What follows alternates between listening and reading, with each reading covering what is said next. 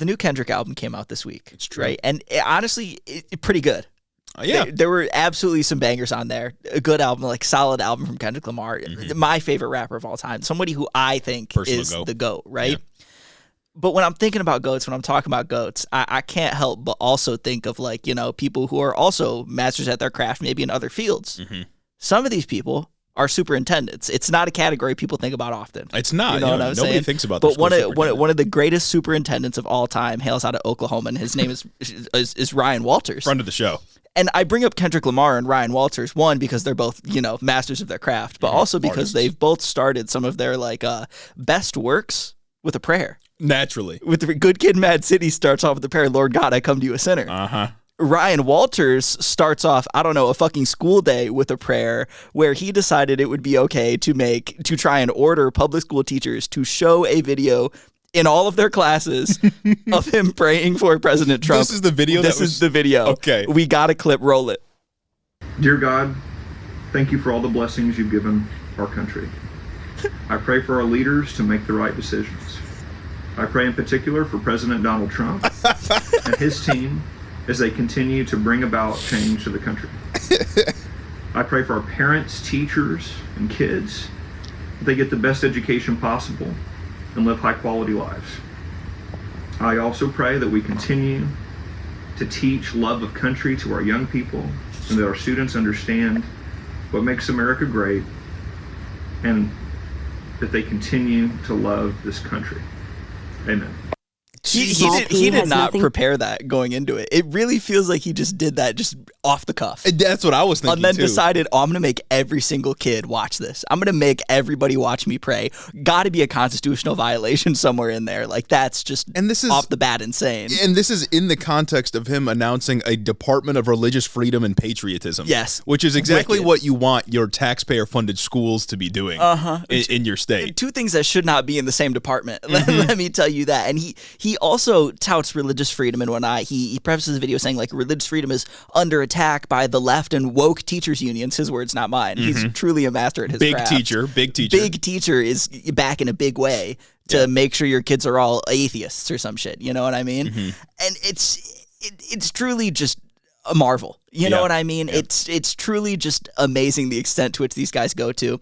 I think he's also announced that he wants every 5 through 12th grade to all be mandatory to teach the Bible. The Trump Bible specifically, the one that Trump endorsed, not any other random Bible, not the fucking King James Bible, not some other translation, the specific Trump Bible. This is grifting to levels that I've never quite seen before. Yeah, and the excuse they used was they said a bunch of different criteria that the Bible, that the school could use, would have to hit in order for it to be used in curriculum. And the only one that hit all the criteria was the Trump version. Which is interesting because I'm sure he made the criteria.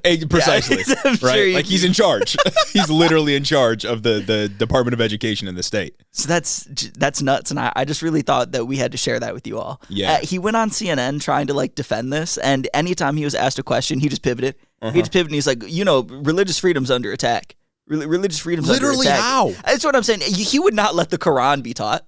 He would not let the fucking Torah be taught. You could do whatever you want in school religiously. There's Christian groups in every high school I know of. And it's also you can have the Bible in school. You can teach the Bible in school. You just can't teach it as a part of mandatory curriculum. Yeah. And you also can't teach that as the one right book. Yeah, exactly. It's ridiculous. The Supreme Court in 1960 something said that you cannot have mandatory school prayer. They said it's a violation of religious freedom. Religion's not under attack, though. No. That's not an attack on religious freedom. That's a protection of religious freedom because the sort of mandated prayer back then was, of course, Christian prayer, not any other form of religious prayer. You could still be religious in school, though. No teacher is going to stop you from doing a prayer before you do a test or some shit like that. And there are fucking classes in schools that teach about the Bible. We had a class at our high school called Bible is Lit. Bible is literature. And it's whole class is just reading the Bible. Yeah. Talking about the fucking Bible. Nobody cares. Nobody actually gives a shit. Yeah, and it's always framed, whenever dudes like this go on their sort of culture warrior escapades, they always frame it as though the Christian religion is under attack. When I'm willing to bet, in terms of religious persecution or bigotry, that Muslim students or Hindu students or students of non-Christian religions are far more likely to be victims of some form of bigotry rather than Christian students. You know what I mean? If you are in a school that is like predominantly white, predominantly Christian, and you say that you need to go do your like Muslim form of prayer, I'm sure that's more likely to get you like made fun of or I don't know, harassed by a teacher than if you were to go do like a Christian prayer or something like that. It's ridiculous. And it's also important to note that like all of the context surrounding whenever guys like Ryan Walters get out there and say that Christians are under attack in public schools by Big Teacher, the context of that is they are trying to force other people to directly or indirectly participate in their religion. Yeah. And they're being told that they can't make people do that. Yeah, but it's framed as like freedom because you can't get away with just saying like, of course, kids need to be Christian. Yes. But it's sort of framed in that context. And I wonder how much of this is just like dressing for just a strictly anti-union bias. You know what I mean? Like, obviously he believes in this stuff. Like, I don't think that he doesn't believe kids need to be Christian. But he's using religion as a wedge to get at Big Teacher. Like, I wonder how much of this is just a smokescreen for, like, trying to attack teachers' unions. Nice. This is also a goated coming from Oklahoma, which I believe is, like, 49th in education. It's somewhere between 47 and 50 for education. So we're not doing great. And that's important anytime we bring up a new education initiative, to keep in mind where these people are on the totem pole. And I'm sure they're not at that position because of a lack of religion in the schools. Yeah. I don't think that's the reason. Maybe this guy's just throwing a Hail Mary just at the very end of the game to try and get Department of Education, trying to get his cabinet pick. Well, he didn't get it. Linda McMahon got it. Oh, it Vince did McMahon's wife. Actually? Yes. Famous for getting tombstone pile drived by Kane on WWE.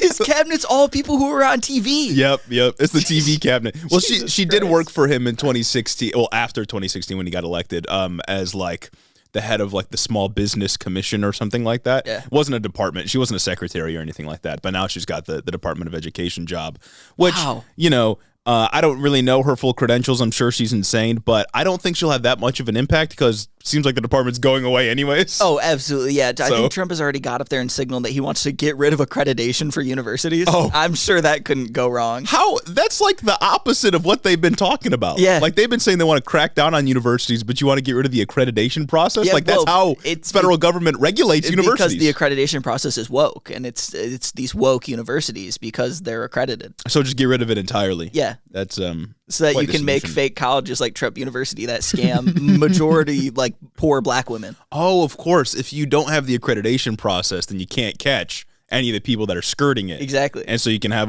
fake universities. Yeah, and I mean we ought to trust he has experience in the sector. Mm-hmm. We ought to trust the guy who ran a fake university to know what to do to give us more fake universities. Well, I'm proud to announce on this episode the grand opening of HITO University. That's right. An all online school. Professors right here. Head over to patreon.com to sign up. You'll be enrolled. We're giving out 4-year degrees, 2-year degrees. Maybe we'll even start a master's program. Maybe you'll get a degree on your postcard. Who knows? We'll send you out your transcripts. All you got to do to apply is pay the fee to become a subscriber. Pay tuition. Yep. You got to pay tuition and attend lecture. Yeah, it's just a payment plan for your yearly tuition. What's different about that than fucking Michigan State University or fucking UCLA or any of these other woke colleges? Nothing. You pay money, you go to lecture, you get a degree. We can provide that service right here. Precisely. So welcome to HITO University. And also, starting with a mandatory prayer every morning. Naturally.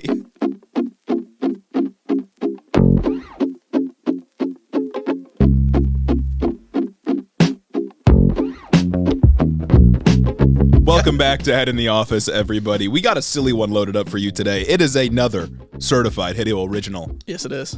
It's holiday pregame. It is. It's the fourth one. We made third annual. We made the realization on like Thursday that the next episode's holiday pregame. So much has been happening this November that the holidays have really just kind of moved to the back of my mind. Yeah, too damn much it went on this November. Of course, this is the last episode releasing before the Thanksgiving holiday.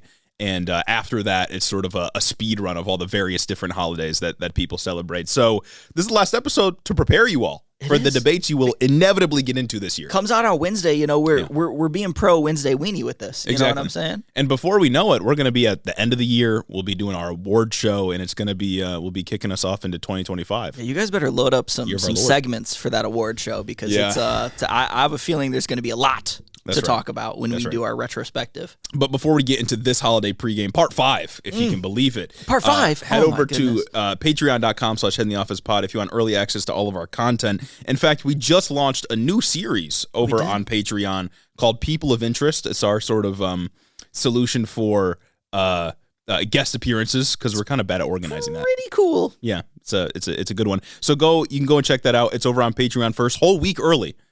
Whole week? Whole week early. Damn, that's... Whew. Won't be dropping this until it'll come out on Friday for the broad public, YouTube, podcasting platforms. That sounds and all like that. Quite the benefit. And if you want to hear the basic pitch, head over and check the episode out. And maybe you'll be interested. Maybe you'll be interested. It's more HITO content. Exactly. Come on, you've been clamoring for it for years. So the first episode is already up on Patreon right now. Early access for patrons, of course. Also, we here at Head in the Office are proponents of media literacy, of course. Yeah. We're big fans of consuming news and, importantly, articles. We're article heads. Big article heads. And rather than doing an ad read, because we don't fuck with ad reads, you don't want to hear them, we don't want to do them. Exactly. We'll just announce right here, right now. Oh? Ground News has given us a 50% off code. And if you want That's 50% off your Ground News subscription, you can go to our link down in the description and get 50% off for your plan. If you're an article head like us, of course, Ground News honestly just helps you just exponentially expand your article reach. It's true. It literally just fucking gathers a bunch of different articles for you to read about. Yeah. It's actually crazy. It's actually very useful. Yeah, I use Ground News often when I'm compiling like what I want to talk about on the show. Yeah. And even though, of course, you still have to figure out a way to sort through bias, like it doesn't eliminate that part of your media diet. It gives you a much broader look at all the different stories going on and collects them all in one place. And also tells you bias too. Yeah. It tells you like what outlets the article is coming from, what bias the outlet has, and it's useful. And the UI is kind of nice. It is. I like it. It's kind of smooth. You can get 50% off with our code. 50% off with our code, and it helps support the show. So that is down in the description as well. You can also get some merch. Follow us on our various social media platforms. Join the Discord. That's cool. Follow us on Blue Sky. We're on Blue Sky. True. Blueski, We're expanding our reach. Yeah. And also, you can leave a 5-star review. You can. That's a great way to support the show. We only have one this week, don't we? I see 2. You see 2? All right, let me grab the first one. Did we read Mulebra last week? I don't think so, right? Did we not? I thought we did. Did we? Okay, if we did, then we can move past it. I just don't remember. Fuck it, we can read it again. All right, Mulebra, if you're getting read it again, you might be getting read twice. HITO. I found y'all on TikTok like most people probably did, and it's been a nice, refreshing experience from the internet left. Everyone else constantly has wild takes, while you guys stay pretty solid no matter what. Hopefully your house doesn't get raided by Trump's people, and we have this podcast for the rest of time. Hope all is well, fellas. P.S. Of course, I need to say I condemn Hamas and absolutely all political violence. And it can never hurt just to get those condemnations out there a second time. It's important. It really can't. It's important. It's something that needs to be done. We really need to start holding space for more of this. You know what I mean? My goodness. This next review by Yagwe, marching toward the abyss, HITO style. Well, it's over, boys. 4 years of Matt Gaetz, RFK, Elon Musk. Matt Gaetz dropped out. Not Matt Gaetz anymore. So a little bit of good news coming out this week. Elon Musk and God knows who else, apparently Vince McMahon's wife.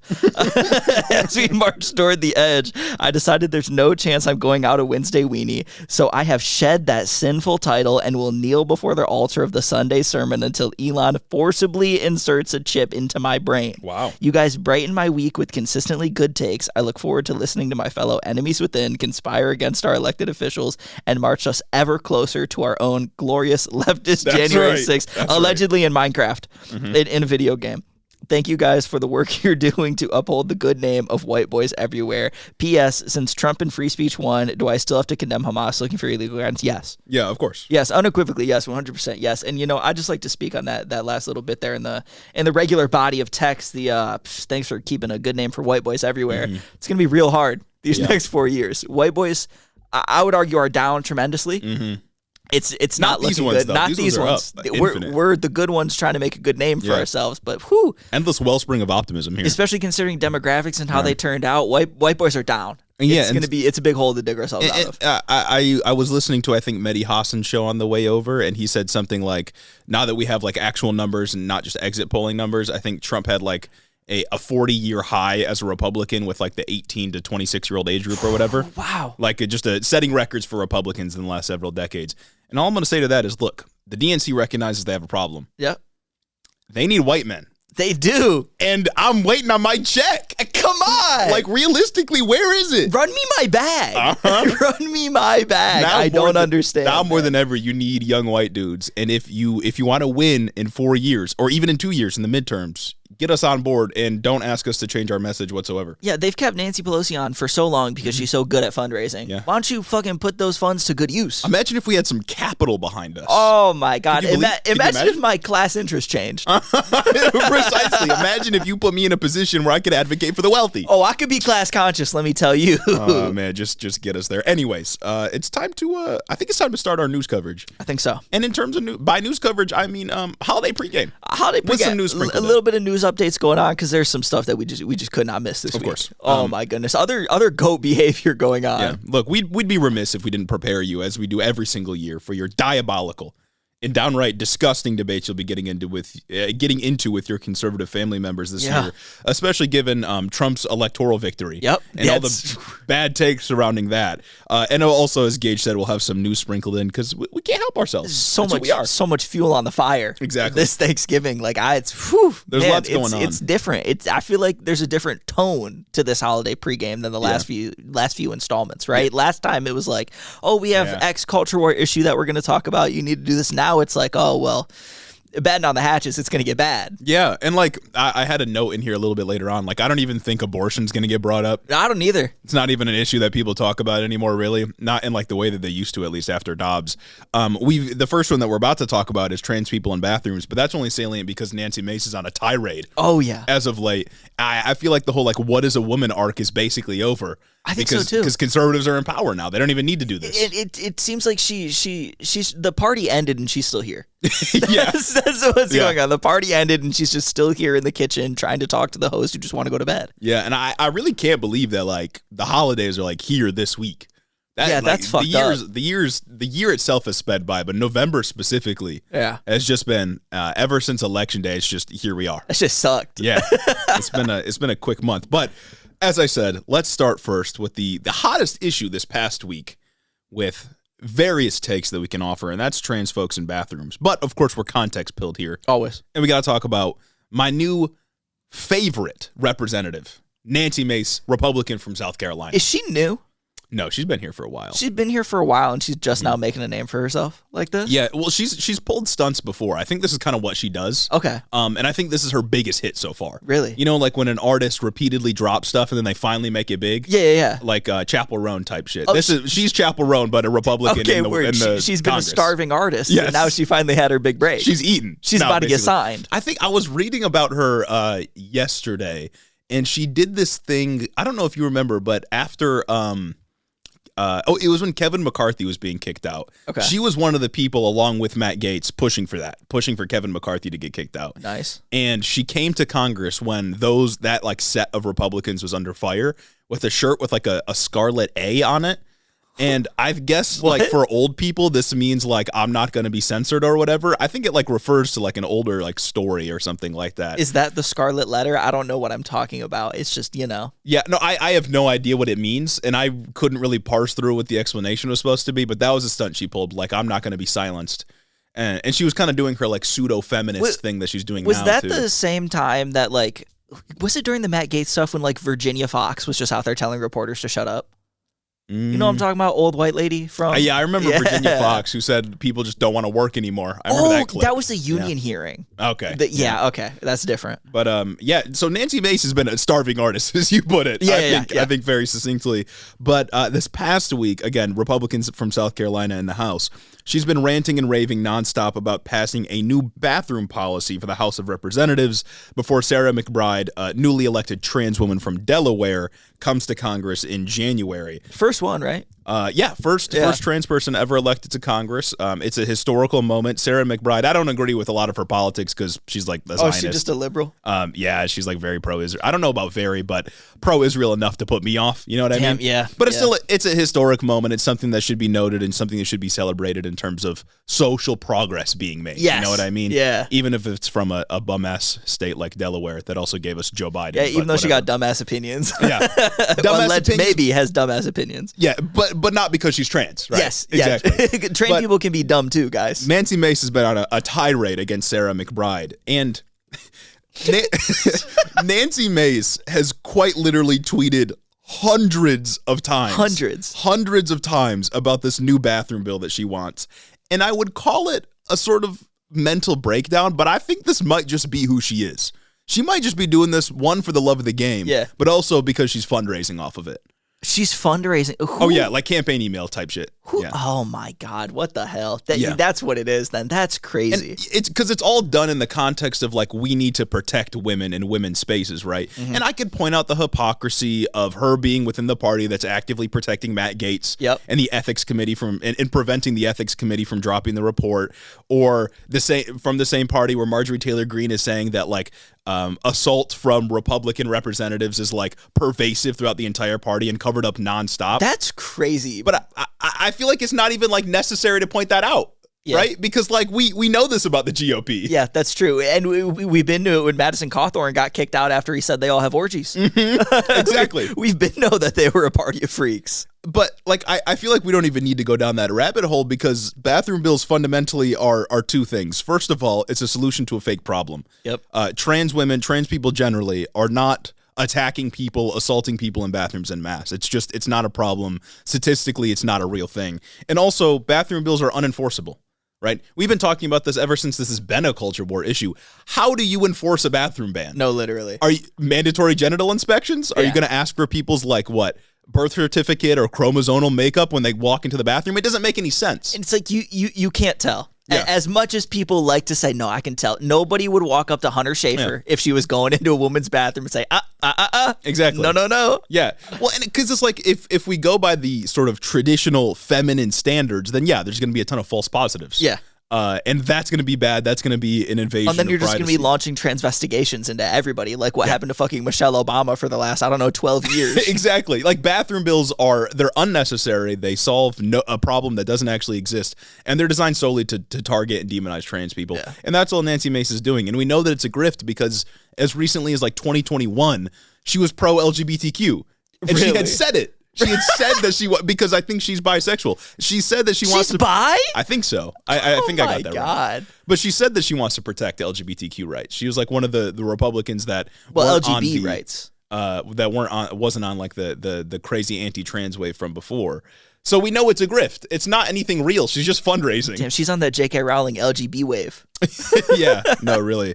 Also, in terms of like the holiday pregame and getting you prepared to maybe argue about this with your family members, bathroom bills are actually harmful for trans people and not good for protecting cis women because, first of all, it's literally segregation. Like, we don't talk about it like that, but it's state mandated separation based on your identity, immutable characteristics. And two, there's actually evidence to suggest that forcing trans people or non-binary folks into bathrooms that don't align with their gender identity increases rates of assault on them. So it's not actually about protecting cis women, but forcing trans people into a bathroom that doesn't align with their gender identity is actively harmful to the trans person. Yeah. So it's pretty clear what the intent of these bills are. It's a culture war issue, and it's evil. Well, who would have thought? Like, just stick with like Hunter Schafer, right? Say you have an example, and everybody in the world knows that Hunter Schafer is a trans person. Yeah. She then has to go to the men's bathroom in this fictional world where a bathroom bill was passed, and a man's like, "Oh, you're trans. I don't fuck with you," and that's just. It's just a ripe situation for people to just pick out who's trans just by the basis that maybe they look different from them and be able to do hate. Yeah, it's damned if you do, damned if you don't. You know what I mean? And also on top of this, I learned recently that every congressperson has a personal bathroom in their office. Oh. So this isn't even like a real fucking problem. Like, first of all, D.C. is huge. You know, the office buildings are enormous. Yeah. There's 435 members that are in the House of Representatives. It's unlikely that Sarah McBride and Nancy Mace even really run into each other. They're not even in the same party. You know what I mean? It's unlikely they'll ever end up in the bathroom at the same time. Even if they did, it wouldn't be a real problem. But they also have their own personal bathrooms. This isn't a real problem. Wow. It's nonsense.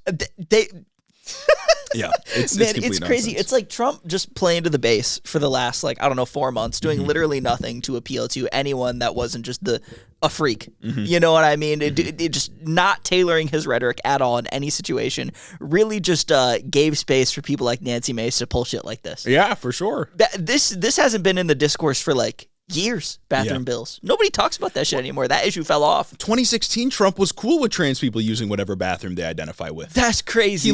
He was asked in 2016, like, if Caitlyn Jenner came into Trump Tower, would she be able to use the ladies' restroom? And he was like, yeah, it's fine. I don't care. Damn, man. And he said in 2016 it wasn't an issue. Like, Trump, I do not think Trump actually cares about this shit. No. I know some Republicans do because they just hate trans people and they're crazy about this kind of thing. I don't think Nancy Mace is sincere in her concerns here. There's so much room for the grift to pop off right now. Yeah, it's ridiculous. Nancy Mace, Ryan Walters, like the grift is profitable right now. Maybe we need to cash in. That's what I was thinking. And I want to rant a little bit about the way in which Democrats are dealing with this. Obviously, it's a sensitive topic for Sarah McBride herself because she's a new member of Congress and she's being actively targeted and harassed by a member of the Republican Party, while the Republican Party basically just lets it happen. And Mike Johnson was cool with this as well. So you got like your boss, the Speaker of the House. Mike Johnson was cool with it. Is perfectly fine with what's going on here. But the way that Democrats responded to this, except for one person, which I'll talk about in a moment, the way they responded to this is basically like, I don't want to squabble over culture war issues. I want to represent the people that voted me in. And it's like, what the fuck do you mean you don't want to squabble over culture war issues? Like, your colleague is actively being attacked and harassed. Defending trans people is representing your constituents. Yeah. Like, defending marginalized groups, of which you're a part of, Sarah McBride is a trans woman, of course, that is representing your constituents. Like, you got to fight back on this kind of stuff. Even if you don't want to, like, have a protracted, long debate about the statistics and all that kind of stuff, you can at least say, like, Nancy Mace wants to look in everybody's pants. Like, she wants to check everybody's genitals. And that's, like, genitals. a massive genre of Democrat is, I'm voting Democrat because I care about social issues. Yeah. It's a huge genre. Yeah. The only person that got this right was AOC. Of course, progressives are the only ones good at messaging. And she basically said that Nancy Mace's bill would just it doesn't protect women. It sets them up to be harassed because we're going to be looking at everyone's pants to see if they fit the bathroom that they're walking into, which is exactly what this kind of thing does, of course. Jesus Christ, man. So Democrats kind of suck. It's literally just targeted harassment. What do you mean I don't want to speak on cultural issues? Brother, this is a colleague. Yeah. She basically said, like, I'm here to represent Delaware. And it's like, well, yeah, you're a trans person and you're being harassed. And I get, like, that's tough individually. But you also probably have trans people back home to represent. And by doing nothing, you're just ceding ground on the issue. Like, you're just completely giving up and letting I think she said, like, I'll follow the rules that Mike Johnson sets. And it's like, well, you're just completely giving up. Oh my God, those are the type of Democrats that think it was Joe Biden's progressive bent that lost us the election. Or it was Joe Biden being moderate on abortion that won them the midterms in 2022. Precisely, it was his moderate stance because he personally thinks the issue was icky. That's what it was. That's what I related to when I voted in the midterms. Yeah. So if you get berated by an uncle or an aunt or a grandparent or something like that, and they're talking about bathroom bills and trans folks, just let them know that it's a completely fake issue that I think is designed to either distract or, in Nancy Mace's case, fundraise and increase her relevance, because I forgot about her. I did too. And now I know too much about her. I don't think I ever knew about her. Yeah, well, now you do. Damn. I guess it worked. The one association in your mind will be Nancy Mace and genital inspection. Just screaming at trans women, just yelling at them about what bathroom they want to go to. That's crazy. Yeah. You know, no bad publicity is good publicity. For Republicans, yeah. Definitely. She's like, I don't know if she's been given a megaphone, but she just nonstop. Every single interview she does, every post she makes on Twitter, every time she's in the media, it's something related to this. Yeah. And again, I think it's a fundraising thing, but elections just finished, so I don't know if that's the only explanation. I don't know if she's like mentally unwell and just freaking the fuck out. She's just getting ready for 26. I think the most likely explanation is she's raising her profile because she saw an opportunity with a trans person being elected.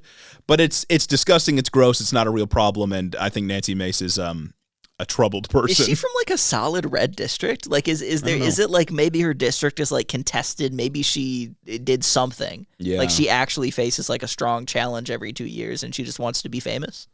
Maybe. Like she's about to get primaried in South Carolina or something like that. Or maybe there are like actually strong Democrats that are coming up. Yeah. Price of eggs never going down. Price of eggs is never fucking going down with these representatives, with friends like these. Friends like these. I want to stay on this idea of protecting women for a moment, though, because Republicans, this past election cycle specifically, have been trying to sort of co-opt progressive language on the issue.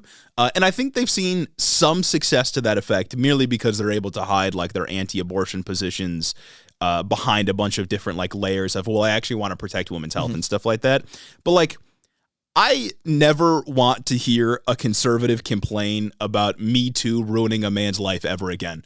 With the amount of predators that Trump is appointing to his cabinet or has tried to appoint, I never want to hear this idea that a man's life was ruined by Me Too. You got RFK, who's got allegations. Yep. He tried to appoint Matt Gaetz. Of course, Matt Gaetz withdrew his nomination. And you got Pete Hegseth, who's got allegations against him. And then Trump, of course, himself. Convicted. Is civilly. Yeah, civilly liable. So it's just... It feels like a prerequisite for being in the Trump cabinet. It is just ridiculous, this idea that Republicans actually want to protect women at all. Predatory TV personality, that's getting you a spot. Yeah. That's getting you a spot in power. Yeah, and then as I mentioned before, of course, Marjorie Taylor Greene has been suggesting that assault is like pervasive in the Republican Party. Who'd have thought the people that get on there and are just openly misogynistic don't value women or women's inputs? I never would have guessed. Yeah, just it's glaringly apparent to me that all this like cynical, we actually want to protect women rhetoric we get from Republicans, not real. And you only get that rhetoric in response to them actively taking away women's rights. Yeah. You only get the, no, we actually do fuck with women when Democrats are calling them out for restricting abortion access. And then they just cynically use things like what happened to Laken Riley as an example of how they're actually protecting women. That's a big one that I've been seeing after that, like the trial of the guy that killed her was going on. Yeah. People are posting pictures of her and saying, don't ever tell me I didn't vote for women's health or to protect women. Brother, this only works. You only believe this because even Joe Biden himself and every single person in a position of power actively tells you that every immigrant that comes across the border is going to rape and kill your daughter. Yeah, you only think you're protecting women by voting for Trump if you believe that, immigrants inherently are going to kill women. Yeah. Like that's ridiculous. It's absurd. Yeah, or the JD Vance tactic of hiding it behind just a bunch of nonsense and saying things like, "Well, what if a woman doesn't want to go on maternity leave?" You guys are forcing women to take time off from work. Or what if she wants help from her church? It's like, well, what if your dead grandparents stepped up and took care of the baby? It's just like not like what the fuck are you talking about? Maternity leave isn't mandatory. It's stupid. You know what one of my favorite activities is? What? Reading. Oh, I love reading. I love literature. And one of my favorite things to read are the reviews we get on Apple Podcasts. Always. Not only do I love to read them, but it's a really great way to support the show. If you want to help us out, go and leave a 5-star review on Apple. As always, we read them here on the show. And if you want to make me happy, if you want to become my non-parasocial friend, that's right. One step on the 1,000 steps that it takes to get there is to leave a 5-star review on Apple. We'd really appreciate it. Just remember, my friendship, it's for sale. And Precisely. if you want to become one of my friends, you can go to the Patreon, or completely for free, you can leave a review on Apple. And even if you don't want to become my friend, don't you want to see another human smile? Exactly. So consider leaving a review on Apple. It really helps out the show. It's a free way to do it. And you'll be one step closer to being a real friend of ours. Exactly. Now with that, back to the episode. But so that's some nonsense. It is some for nonsense. You to contend with potentially at Thanksgiving dinner this year. As I said at the top here, I don't really anticipate like the 2022 culture war era issues making an appearance. It's just I feel like the political environment's changed completely in 2 years. It's just not relevant. It completely flipped. Like nobody cares about like the don't say gay bill and shit like that, which is like it's crazy because they just got away with it. They got away with it, yeah. Like they did the don't say gay bill, fucking awful. They did all of this anti-trans stuff, all of this Woke Act, anti-abortion. God, the Stop Woke Act, government intervention in the economy. They did just crazy shit. Ron DeSantis explicitly like targeted Disney because they did something he didn't like politically. Yeah, and they just got away with it all. Yeah, it's real bad. Like I feel like we don't even need to prepare you all for like the whole "what is a woman" argument. Yeah, it's not even relevant anymore. You don't even need to like think about asking them like, what actually is a woman? How do you define it? Do you define it based on chromosomes? What about people that are born with XY chromosomes but have whatever? I feel it's just not necessary. Nobody's talking about that anymore. Yeah, man, it's crazy. If you do encounter something like that, just use the Socratic method. Ask them why. That kind of thing. But it's just not even relevant. That's so crazy to me. That's so crazy to me that all those we've been talking about this for like a year. How all those issues just everybody stopped talking about them. Yeah. Like CRT was 2021 coded. Yeah, CRT 100%. Is when we first started, Uh-huh. and then it became what is a woman. And then, I don't know, it became the economy. Yeah, it's like CRT, DEI, like that shit just doesn't matter. We get DEI used as a slur now. It's sort of developed into that, but it's not even like a real, nobody's making arguments anymore. You think there's like a culture war cycle? Like that like coincides with like the election cycle, you know what I mean? Every 4 years, like, I don't know, 200 million Americans pay attention for the week before the election. Start Googling how they should vote, come across rampant misinformation, then vote accordingly. Of course. No, on both sides, honestly. Yeah. And then nobody fucking gives a shit about politics for the next 4 years. That gives space for, I don't know, freaks like us. Exactly. To come in and actually pay attention. We're just yelling into the void. Just yelling into the void. And then that's when these like niche issues get brought up more. Because, like, I don't know, it makes sense to me that CRT is popping off during the midterms, and then after midterms, it's like trans issues. Yeah. Or I guess that's during the midterms was trans issues, and CRT was the year before. CRT was fully 2021, and I guess it just didn't matter. That's when we got Ted Cruz, like, talking about, like, black babies or whatever on the Senate floor God, yeah. during Ketanji Brown Jackson's hearing. Oh, my God, yeah. It's just ridiculous shit that we're wasting our energy on. Fun for us, though. It is, that's true. So it's like, I guess for like, 3 years after an election, you just get bullshit. Yeah, just meaningless nonsense. Get bullshit culture war issues because, I don't know, people like Matt Walsh need something to fight about. Yeah, we need something to do. What's like the next culture war? I don't know, man. We're due to get something like the gas stoves debacle that we got last year. Are we though? Because that was because Biden said no more gas stove. Well, he didn't say that, but yeah, you bought the misinformation. I did. I bought into it. Conservatives said Biden said no more gas stoves. Biden completely banned gas stoves outright. He ripped them out of everyone's house. He sent the feds to come into your home and bust down the door and rip your gas stove from you. The IRS you'll never cook a good steak again. But like, what's next? Trump's the president. Yeah, he won. I don't know. They won bigly. They won everything. Part of the fun is the surprise, you know? That's true. I guess America's next top culture war is just going to hit us like a pound of bricks. And we'll be there for it. I will be there for it. I'll be watching. Yeah. I'll be watching.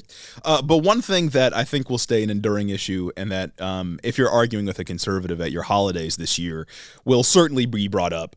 Number 2 issue in this election, or number 3 if you count economy and inflation differently.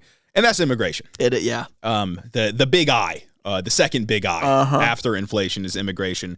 And the argument from conservatives on immigration usually takes a few forms. It's either one, that there's too much immigration and it's bad for the economy, right? Immigrants, they come over and take jobs and they make the economy worse. Somehow they'll work in like pinning inflation onto immigration, even though it's not a real connection that you can actually make. Or maybe 2, they'll say that immigrants are coming over and replacing white people, and Democrats are either orchestrating it or they're just excited about that demographic shift. Well, they're importing voters. Right. And yeah, that's the sort of argument. And it's great replacement theory nonsense, but it's become more prominent ever since Tucker Carlson debuted it to an American audience back when he was at Fox News. Or 3, it's an invasion from other countries, right? You hear Trump say things like military-aged men are coming over the border. They're all super fit and got washboard abs and shit like that. Yeah, of course, yeah. And we can take each of these in turn and break them down to their fundamentals. First of all, it's unclear how conservatives define too much immigration, especially because the number changes so often, right? From Trump, I think we started off with 10 million illegal immigrants, then it was 15, then it was 20, then it was 25. 6. Who knows? Was 6 like the actual number? And then they just shot up to 25 real quick. I think it was like 6 or 8 million were the amount of illegal border encounters. Okay. That the which Border aren't Patrol, necessarily individual people. It's just encounters that counts repeats. It's just like encounters year over year. And then eventually we got to 25 million somehow, and I don't know where that came from. Yeah. I don't even know if there's a source. Yeah, that's such a number. So the number changes a lot. So it's unclear like what too much really means to a conservative. According to Pew Research, 11 million illegal immigrants live in the country right now in total. That's not just those that came under Joe Biden. It is undocumented folks living here in totality. Was Trump trying to say that 25 million came over under Joe Biden? That was the claim. Like, we're not living in reality, man. It's like what, nearly 10%? That's like 7% of the population. That's insane. Yeah, that's crazy. Now, there were record illegal border crossings under Biden. there were 2.2 million. That was the record in 2022. So that's people that crossed over the border illegally. Yep. But there's a few things that we got to consider when we're talking about illegal border crossings. First of all, Biden doubled or nearly tripled Trump's deportation numbers in some cases.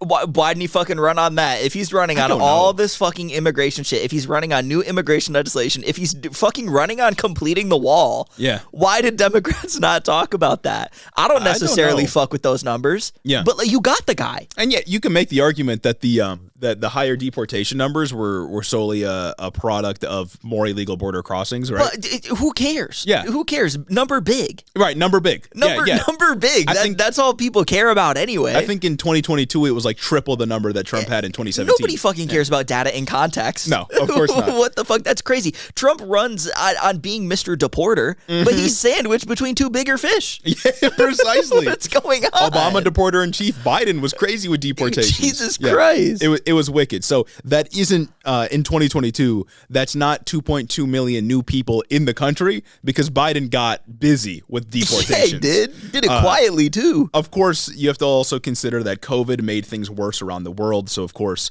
as pandemic restrictions go into place and as people's lives are made worse after the pandemic is gone, people are going to try to flee for a better life, especially from countries that we have ravaged throughout history. Yeah. It's unsurprising, right? Once the pandemic era restrictions lift, once the pandemic isn't as much of a health crisis as it was, people are naturally going to try to come north. Yeah, and we'll cross if there are pandemic era restrictions, you're just creating a bottleneck. Yep. And people are going to, there's going to be a compensation in like a higher number of people coming over initially because they were waiting. Yeah, exactly. Yeah. Because Trump had harsher immigration policies. Biden enforced them for a time until Title 42 was finally revoked. And then, of course, more people are going to come over. Yes, this makes sense. And then lastly, on illegal border crossings, and this is one that Democrats completely ignore, but this is something that we are party to under international law.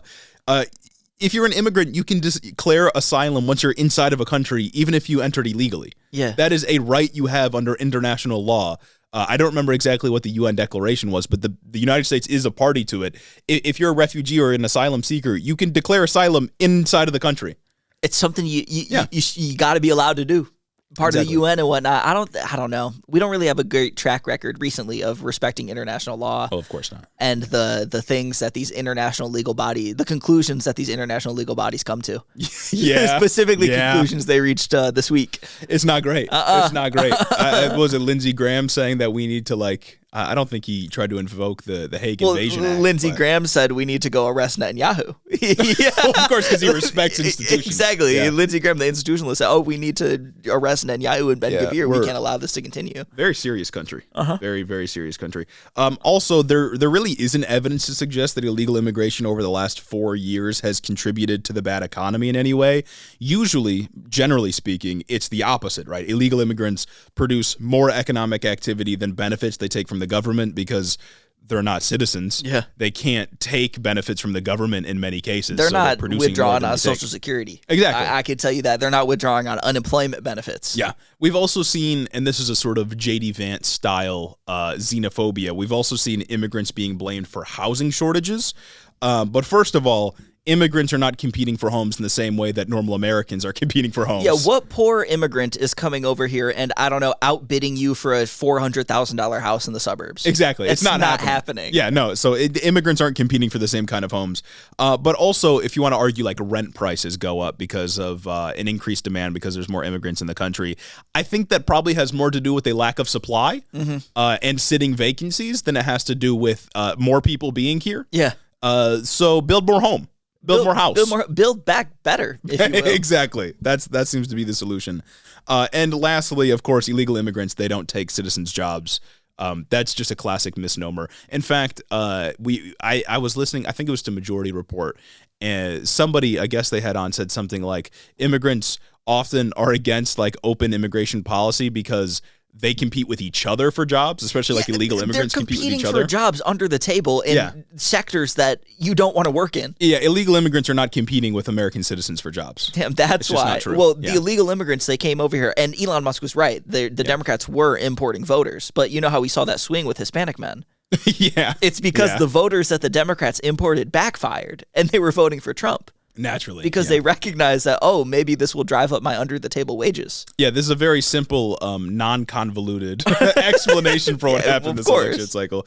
On the idea that they're replacing white people, of course, as we've said before, it's a Nazi conspiracy theory. Yeah. White replacement theory is.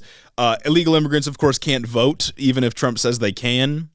Not a thing that happens. They are not citizens. You have to be a citizen to vote.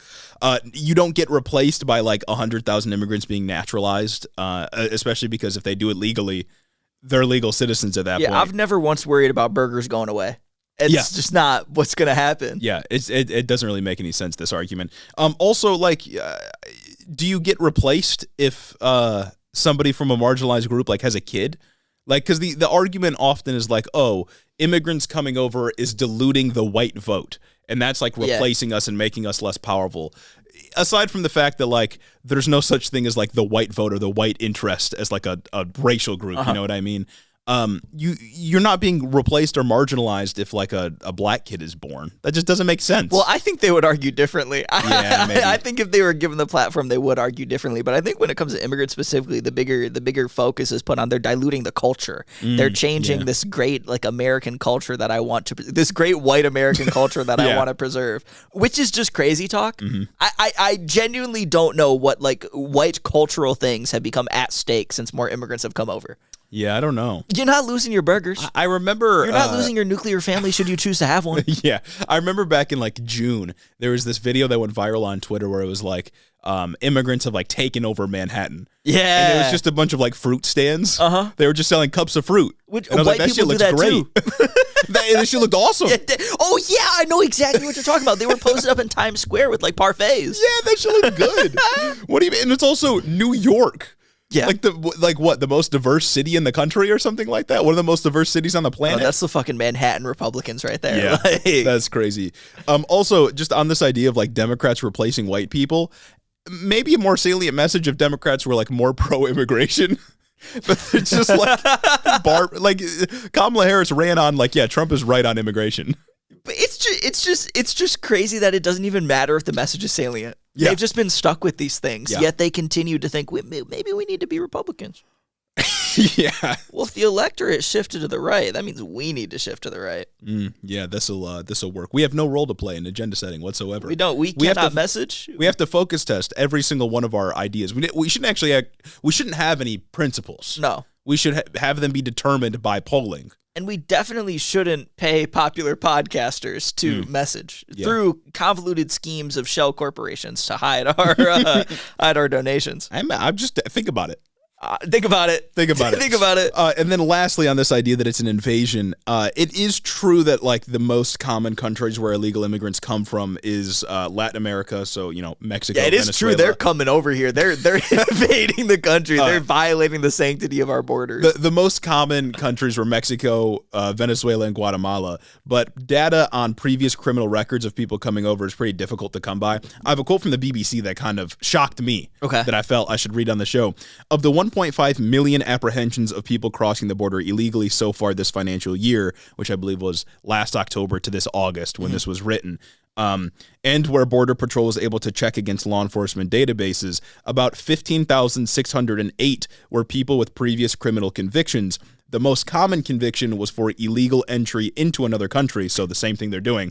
9,545, followed by driving under the influence, 2,577, and drug possession and trafficking offenses, which was 1,414. So the majority of those, even with criminal convictions, were just charged with doing the same thing they're doing right now. And that's what's so annoying, because when you hear a lot of Republicans talk about things like this, they say like, this person who went on to kill X person, this immigrant who went on to kill X person, X white person here, X white woman here, they just weren't properly vetted, and maybe we could have caught them at the border. When we do properly vet them, we find that most people have not committed these crazy crimes. Yeah, of course. And also, you're a murder. You're only a murderer after you've killed somebody. You know what I mean? Yeah. Like you're not. No amount of vetting is going to be able to catch every single person who wants to come over here and kill somebody. Yeah, and the argument is usually like, well, if we didn't let any immigrants in, then they wouldn't have been here at all, and this crime never would have happened. And it's like, well, that's just an argument against population growth. Exactly, because no matter what, as long as you have a congregation of people that get together, some of those people are bound to do something bad, and you will not know that they were going to do that thing until they do it. That's just a byproduct of gathering humans together. That doesn't mean it's okay. That doesn't mean it's right, but that's something that you just can prepare for. That is not an indictment on illegal immigrants as a group. Yeah, you can't punish someone before they commit a crime. Like, that's not how our legal system works. It's not how time works. It's true. We can't do it like that. But I just think it's notable that, again, according to BBC, it's 1.5 million apprehensions for illegal border crossings in the last year or so, and only 15,000 had any previous criminal convictions. That's nothing. And a majority of those 15,000 had just the criminal conviction they had was crossing another border illegally. So it's like basically nobody. That was probably crossing the Mexico border to get over here. Yeah, no, exactly, right? It's nothing. It's a very small percentage of people. And Trump also posted some propaganda that we talked about a couple of weeks ago, where it was like he was highlighting some number from, I think it was like ICE numbers that showed like some thousands of people, thousands of illegal immigrants had like murder convictions or something like that. And I found on the same BBC article that those numbers went back like 40 years. Oh, so unhelpful. 40 years worth of people, and they got like 1,000? It was a like couple thousand? Yeah, I think it was like several thousand. That's millions and millions and millions of people. Yeah. That is nothing. I have nothing. Yeah, that's exactly. Crazy. That's under Reagan immigration. And Reagan was very open to immigrants. He was. As much as he was, like pro-white, anti-people of color, he was still pretty open to immigrants because it was good for businesses. But yeah, that's crazy. We can't even do that anymore. No, we can't even do that anymore. And lastly, of course, as we've noted many times, undocumented immigrants commit crimes at lower rates than even U.S.-born citizens. Again, criminal data isn't often sorted by immigration status because it doesn't make sense to sort crime by immigration status. Like, why would we do that? It's an unhelpful marker because it doesn't really make a difference. But a 2018 study in Texas, and this is red state of Texas, by the way, found that documented and undocumented people were arrested for violent crimes at lower rates than U.S.-born citizens. It's almost like there's a pressure on these undocumented immigrants to not commit crimes lest they be deported. Exactly. And sent back to the situation they did not want to be in. Yeah. Who'd have thought? Exactly. So I think there's more evidence to suggest that immigration is good for the United States. It's not the source of any real problems in the way that Republicans say that it is. And the only real issues related to the border, of course, are one, our decades of terrorizing Latin America through various interventions, both overt and covert, and two, the lack of funding for groups and immigration groups and asylum courts at the border. That is an actual major problem that we need to deal with. Immigration and asylum courts are like way backed up, like millions of people super backed up, and have no money to like deal with and house these people. Yeah, which is part of the problem when we're talking about illegal immigration, right? Because illegal immigrants, they'll come over and then they will claim asylum, and then it takes years to actually get to them in asylum court. It's like something like 90% of them end up showing up for their court date anyway, so it's a reliable bunch of people. But the funding isn't there, right? There's just not enough capacity for these courts. It's not the fault of the immigrants; it's the fault of the government. And didn't we talk about how like some people wait like 10 years just it takes in a long this time. country while they're waiting for their asylum hearing? Yeah, like that's 10 years in a country you don't do anything wrong. Like just give it to them, dog. They're Americans. That's an American right there. That's an American. Fucking love Miller Lite.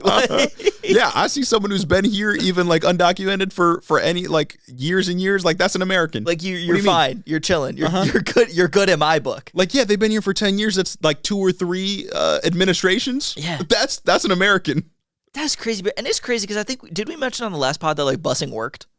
Yeah, well, that was with the people of interest episode. Oh yeah, but like Greg Abbott's like busing worked. Yeah, Greg Abbott and Ron DeSantis just massive efforts to just bus immigrants all the way into like blue states that do not have the capacity to deal with these issues because they're not border states. Yeah. Different states have different things they got to worry about, and that makes sense. New York should not have the capacity to deal with people crossing into the border because they have to worry about what? People swimming over from Canada?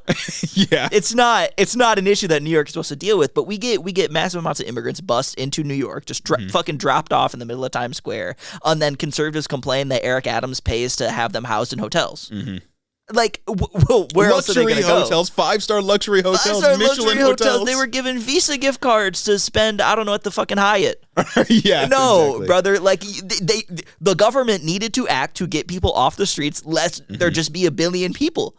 Just in a more desperate situation. Like, this is a problem that was born out of red states wanting to just duck their responsibilities. Yeah, and it doesn't help, like, narrative-wise, the Democrats offered no pushback on any of those Oh narratives. my God, I know. They're just like, yeah, we did that. Like, explicitly, that's human trafficking, right?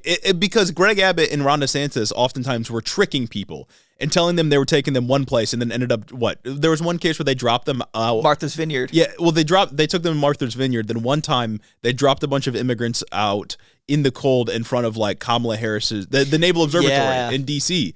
And it's like, that's cruel, unusual, and you're just dropping them off on the streets. Like, you're just asking them to be homeless. That should be fucking illegal. Yeah. And it's like, I remember conservatives made a massive stink about the immigrants being dropped off in Martha's Vineyard and, like, the residents not helping, even though they said they would. Brother, you can't just drop a bunch of people in the suburbs. Especially the suburbs. Yeah, and it's like they would make the argument where it's like, oh, well, that's what Joe Biden is doing by having an open border policy. Texas suburbs are not overrun by illegal immigrants that were just like put there. It's first of all, not an open border. As I said, like thousands of every single year of the Biden administration beat Trump's deportation numbers. It seems like Joe Biden did a quote unquote better job, if I'm accepting that framing, on dealing with the border than Trump did. He deported many, many, many people. There were lots of deportations and enforcement of the border under Joe Biden. And also, as you said, Texas is a border state. Yeah. Border state problems. Don't be the governor if you don't want border state problems. I'm saying deal with it. Yeah. Like that's just what you have to deal with. Like different locations, different challenges, dog. Yeah. Like, could you imagine if Gretchen Whitmer complained about having to deal with, like, the preservation of lakes? Oh, my God. It's like, dog, it's Michigan. We have 4 fucking Great Lakes surrounding us. Like, what are we going to do? So much erosion. Joe Biden is forcing us to deal with the lakes that surround this state. It's like, no, dog. It's your job. Like, you ran for office in this state. You got to deal with it. Joe Biden is forcing us to deal with Ohio.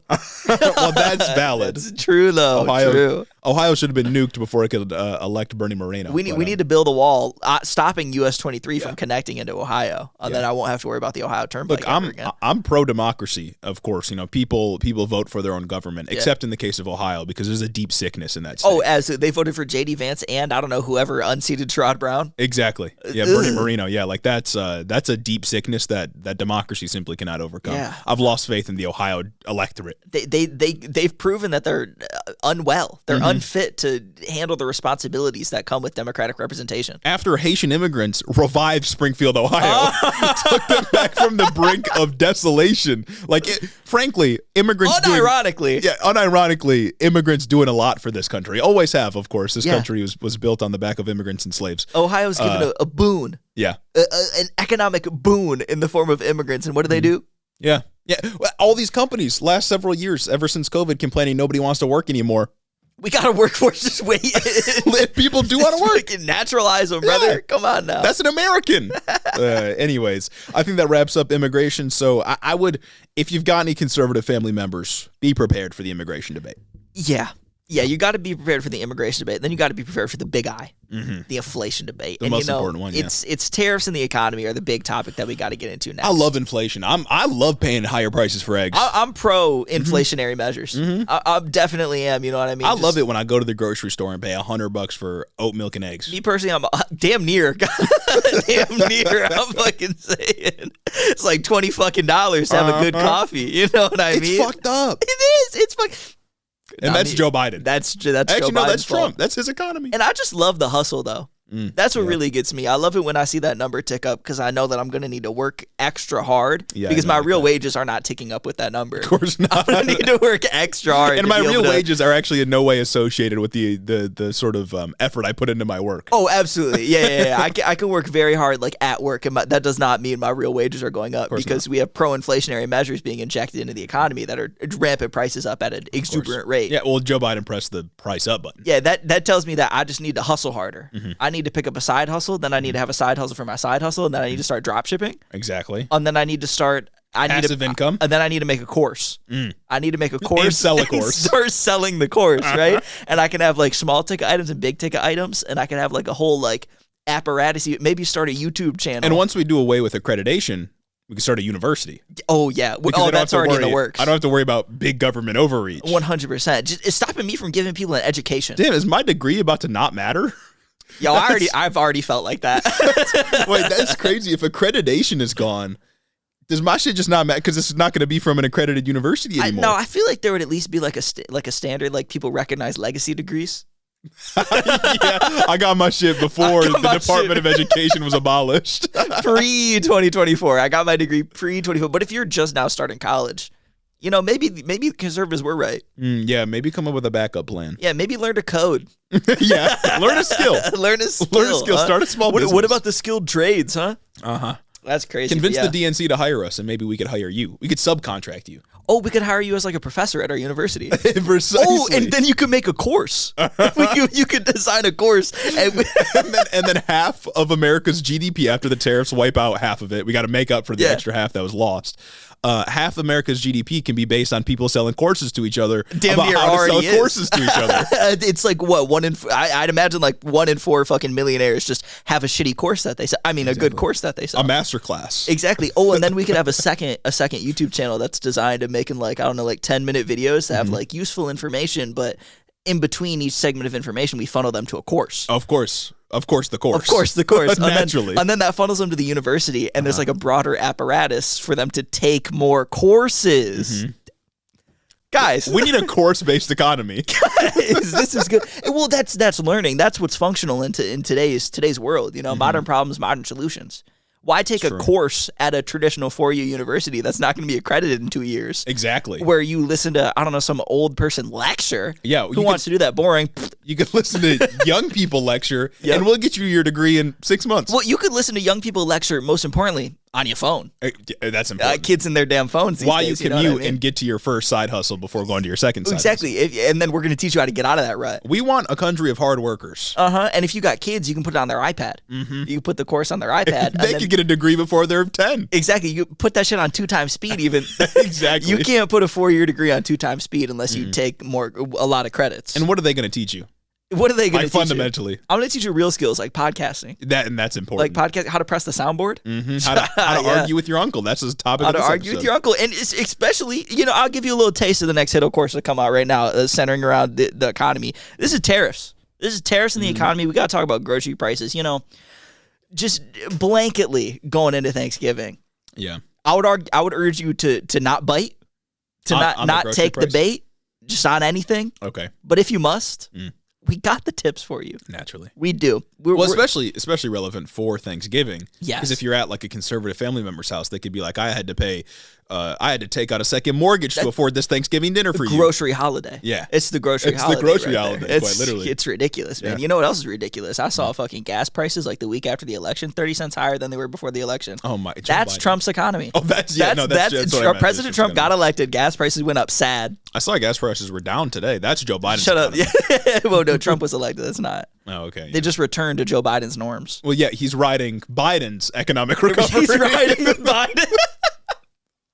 But either way, you know, Trump gets elected, bad things happen. Sad. You know what I'm saying? But inevitably, if Trump is coming up, you know the economy is coming up. Thanksgiving is the grocery holiday after all. Yeah. If there was ever a holiday to be the grocery holiday, it's Thanksgiving. And you're either going to get some mix of Bidenflation and things being better under the Trump economy. It's going to happen, both of those things in both ways. So, got to break it down. Why don't we teach you how to prepare for it? So on groceries specifically, here's some stats. Food prices on average went up 28% since 2019. That's a lot. That's a lot. Yeah. Just straight up, that's a lot. And actually seeing that number in context made me realize, and it's important to recognize when you're having economic arguments, especially based around like the policies of presidents, that you got to acknowledge like the reality. You know what I mean? Like people are struggling, and people were struggling before 2019 as well. Like this isn't. Obviously, grocery prices have gone up in part as a response to the pandemic and a bunch of our other economic factors I'm sure you'll get into.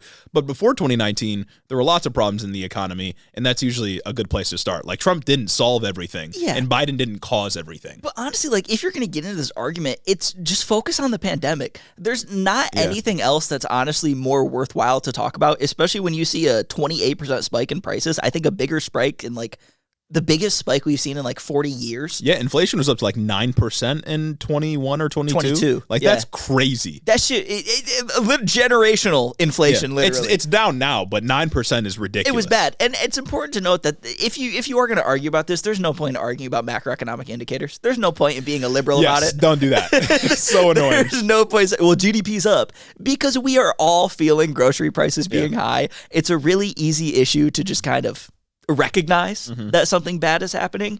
And it's also easy to recognize that that spike in grocery prices was a huge contributor to all the rhetoric we saw surrounding Bidenflation and why the economy was so bad. Honestly, I would say that is the thing that we saw that contributed to what was Bidenflation. It was gas prices for a little bit. It was kind of housing sometimes. Yeah. But that kind of, ebbs and flows a little bit, but consistently it was $7 eggs in California. That's the one. That's the one you heard about all of the fucking time. And eggs were expensive. Eggs, as $7 eggs. I'm not paying for that. Exactly. I'm not paying for that, frankly. But despite what conservatives claim, that was not a result of government action. It was not the money printer. The money printer did not make groceries go up. Joe Biden did not do this. Yeah. It's not his fault, right? It's well understood that the global pandemic caused supply chain disruptions that attributed to a lot of the issues that we see today. These supply shocks explicitly manifested in a rise in the cost of raw materials and inputs that forced the price of just like everything across the globe, globally, to go up. Yeah. And America, mind you, did have one of, if not the best economic recoveries that we've just seen. Yeah, and also at the same time that the pandemic is happening and there are supply chain issues, there's that moment where the boat got stuck in the Suez Canal. Yep. There's also a war in Europe. Yeah. Which is a major contributing factor to inflation globally, of course. But then, the global markets are all connected nowadays, so it happens in the United States as well. Especially with gas prices. Russia's an OPEC nation, aren't they? Yeah. Exactly. So like when we have the cost of raw inputs go up. And we blew up the Nord Stream pipeline. Oh, we did do that. I forgot Joe Biden did do that to stoke Russia. Exactly. Yeah. It's true. That was confirmed. And that was the gas up button. Yeah, Joe Biden and Angela Merkel conspired to blow up Nord Stream 2 or 1 or 3. I don't fucking know. They blew up the pipeline and they probably did some other bad Well, when thing. they sent me over there, I didn't really know what I was looking for. So Me neither. I just found a pipeline and then I blew that shit up. Yeah. Then I planted the C4 and then Well, yeah, I'm a real American. Well, exactly. I do it. I'm patriotic. That's what's going on. That's what I do. But yeah, you have raw inputs going up. Yeah. You have everything across every sector of the economy going up. That's just an underlying principle that you have to understand if you want to have any meaningful discussion about grocery prices. Yeah. You know what I'm saying? And another major factor in grocery inflation debate is the role that corporate greed played in the whole entire process, because that's kind of what we saw here with groceries specifically. It is supply shocks that affected everything, and corporations seizing the moment to raise prices. That's kind of it.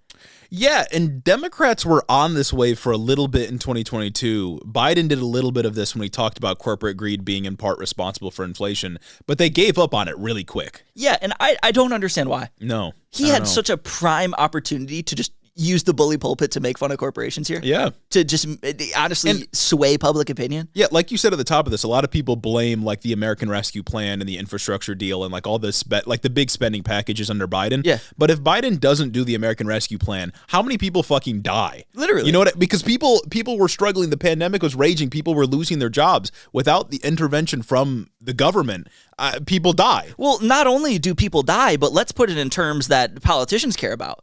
The economy would be bad. Exactly. Businesses lose money. Businesses would lose money, not only if people die, but if people couldn't spend. Yeah. We needed those stimulus packages. We needed that pandemic unemployment, because without it, people are not meeting the supply that people have of groceries, and that's going to push inflation up too. Or we're going to have like bad deflation. We're going to have a bad mix of things in the economy if demand cannot meet the supply, and that creates other shocks to the system on top of the initial supply shock. And if there was ever anything resembling like the original function of government in a liberal democracy, it's that, right? When the market fails, when there's a major shock like a pandemic, the government steps in and does action where the market can't. That's the function of the government. Yeah. That's like why it's a good thing. From like a capitalist perspective, that's what the government is there to do in a liberal democracy. If they don't do that, if they don't spend that money, I think the American Rescue Plan is like $2 trillion or something. If they don't do that, I mean, how many people die? And more importantly, how many people lose money? Exactly. And, also, it's just refunding programs that were started under Trump. Yeah, that is if true. you want to talk about money true. printer, if you want to talk about the money printer, you got to talk about Trump and his money printer, because even outside of the pandemic, that dude was deficit spending. And then people will point to the infrastructure deal or the portion of the Inflation Reduction Act was the portion of Build Back Better that actually passed. I think I can't remember the exact numbers, but it was like $3 trillion in total for both of those combined, something like that. For infrastructure, like, we got a country to run. You know what I mean? Bridges that actually need to be maintained, and that's money that's going to be spent over like the next 10 years. Yeah. For infrastructure specifically, like roads, bridges, access to broadband internet, that sort of thing. Do you want to run do you want the country to run or not? Like, no, that's infrastructure. Do you want bridges to just crumble? Yeah. Like, things need to be maintained. You don't build a bridge and it just stays. And then Inflation Reduction Act was targeted specifically at lowering energy and healthcare costs. And the government did do some spending there. It hasn't all been spent just yet, but like, that's important stuff that did lower prices. And like, if the government is going to spend, I want them to spend on that stuff. Just point blank, I want them to spend on things that make my life and the life of other people better. Yeah. Like, more easy, more convenient. Yeah. And not to say it was perfect. There's a lot of Build Back Better stuff that was completely left out.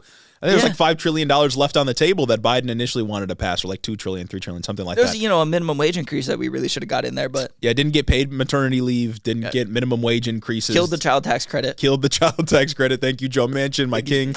Maybe J.D. Vance will bring it back. Kirsten Sinema and Joe Manchin, the sort of... the reason for all of our policy failures over the last few years. Joe Manchin and Kirsten Sinema feasibly gave Republicans the dub. Yeah. If you have a minimum wage increase, I think you ease a lot of people's economic burdens. Yeah. Or I guess a lot of poor people's economic burdens, which you lost. And you give them something to look forward to, right? Because minimum wage increases don't just happen immediately. That's over the course of several years. Exactly. And that's the base of people you lost. Yeah. Is the people that would have been most affected by these policies. It's the working class. Yeah. And Medicare negotiating drug prices, which doesn't start until 26 for some fucking reason. Oh my God, you told I know. me last week or the week before that. Yep. But that's like a genuinely good policy that does lower people's healthcare costs. Or the cap on insulin, very popular. They're going to remember that under the Trump years. Yes. Which is just... Yeah. But like a lot of Biden's policies were either necessary or death was the other option. True. Or it's just the things related to like the necessity of running a country or dealing with inflation at the time. Yeah. So it doesn't, the argument that this was like the cause of this period of inflation was government spending is nonsense. Of course, government spending can cause inflation, but there's no evidence that was the cause this time. Well, and I think when I was doing a bunch of readings about this, I can't remember if it was reading from like the Brookings Institute or like other just like taxpolicy.org or whatever or something, but people are saying there have been analyses done to look at whether or not we overspent on stimulus packages, to look at whether or not we gave people too much money with pandemic unemployment assistance, because there is a genuine concern that giving people too much money in those instances could increase demand so much that supply can't meet it, and we create an inflationary situation. That didn't happen, though. Yeah. What happened was a supply shock raising raw materials and corporate greed. And I want to read this blurb from the Economic Policy Institute to kind of, bring some harder data to these claims that corporations because everyone are just cares about data. Raising prices. Everyone cares about data. They do. I promise. This from the Economic Policy Institute, quote, "A spike in profit margins contributed significantly to inflation in the early part of the pandemic recovery and likely contributed to even more persistent inflationary pressure by helping spur a countervailing rise in nominal wage growth. For example, rising profits explained well over 40% of the rise in the price level between the end of 2019 and mid-2022, compared with profits normally accounting for about 11 to 12% of prices." Yeah. That's like a 300% increase. 40% is crazy. 40%. That's what the fuck are we doing? Because when there's a time of crisis and the government is by necessity intervening in the economy, a lot of companies will take advantage of the perception of inflation and raise their prices. And Economic Policy Institute says that right here when they say, quote, "The profit spike was overwhelmingly due to pandemic distortions and supply chain snarls that granted many producers temporary monopoly power in key sectors. They could use that monopoly power to then raise prices however much they wanted because people would pay for it." I think back in like 2022, there was like an avian flu scare in like the egg industry.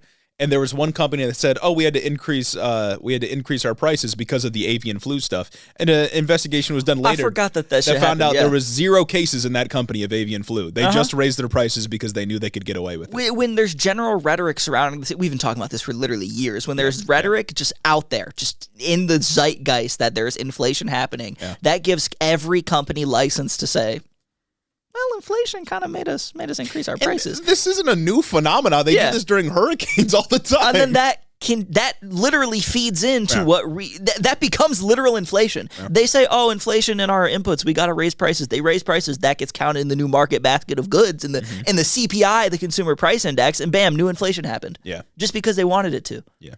Yeah. I love it. Yeah, and it also reminds me back when everyone was having this debate over, like, did we give too much away with unemployment benefits or the individual stimulus checks and stuff like that?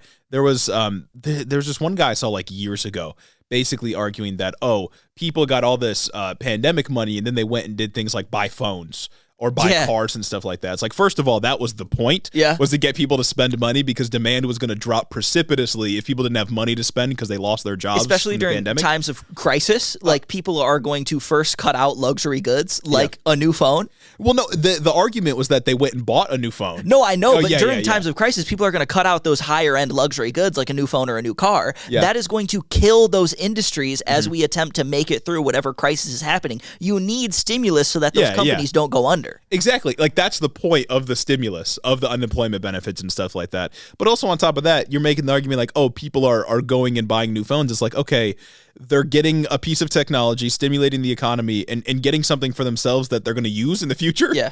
Like, you need a phone to operate today. It's like all these motherfuckers love to talk about how, like, oh, the government is fucking whoring you out for your tax dollars and you don't see the benefits of them. What more benefit could you get from your tax dollars other than getting them back?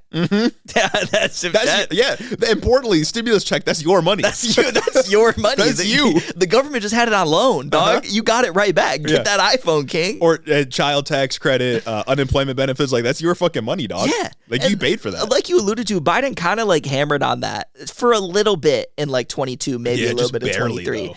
But he missed a massive opportunity. And I was thinking about this because I'm still thinking about the election, thinking about what went wrong, thinking about like what role a primary could have played. And so many of our issues genuinely would have been solved if Biden just never suck a second term. Yeah. If he never suck a second term and Democratic strategist was a real job and they had a real apparatus out there for like messaging, they could have had Biden out there fucking ramming these corporations. Oh, yeah. They could have had him just not giving them any charitability whatsoever to test the message. If Biden's not seeking re-election, he can say whatever the fuck he wants, and there's no like accountability that would happen. And if the public reacts negatively, then the candidates in the primary can go like, "Oh, I disagree." Exactly. They can distance themselves from their message, and they can cherry pick what works and what doesn't. Yeah. That's a really important role of the position that Biden was in that we just completely lost out on because this guy decided he wanted at what 82 or 83 to run for re-election. 81, yeah. What the fuck, man? And speaking on the election, I've been thinking about Democratic consultants being a fake job. Yeah. Democratic strategist, not a real job.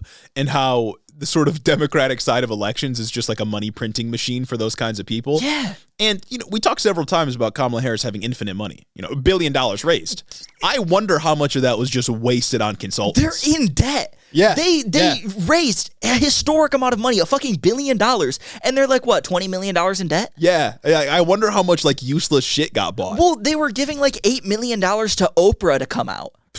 That's who the fuck is voting for you that wasn't already going to vote for you based on the Oprah endorsement? $8 million. It was either Oprah or Beyonce. Beyonce arguably way more worth it than Oprah. Sure, but why do you got to pay them for that shit? Yeah, what the fuck? That's what I'm saying. Like they spent $400,000 on the dome or like the ball in Las Vegas, whatever that's called, the Sphere. Yeah.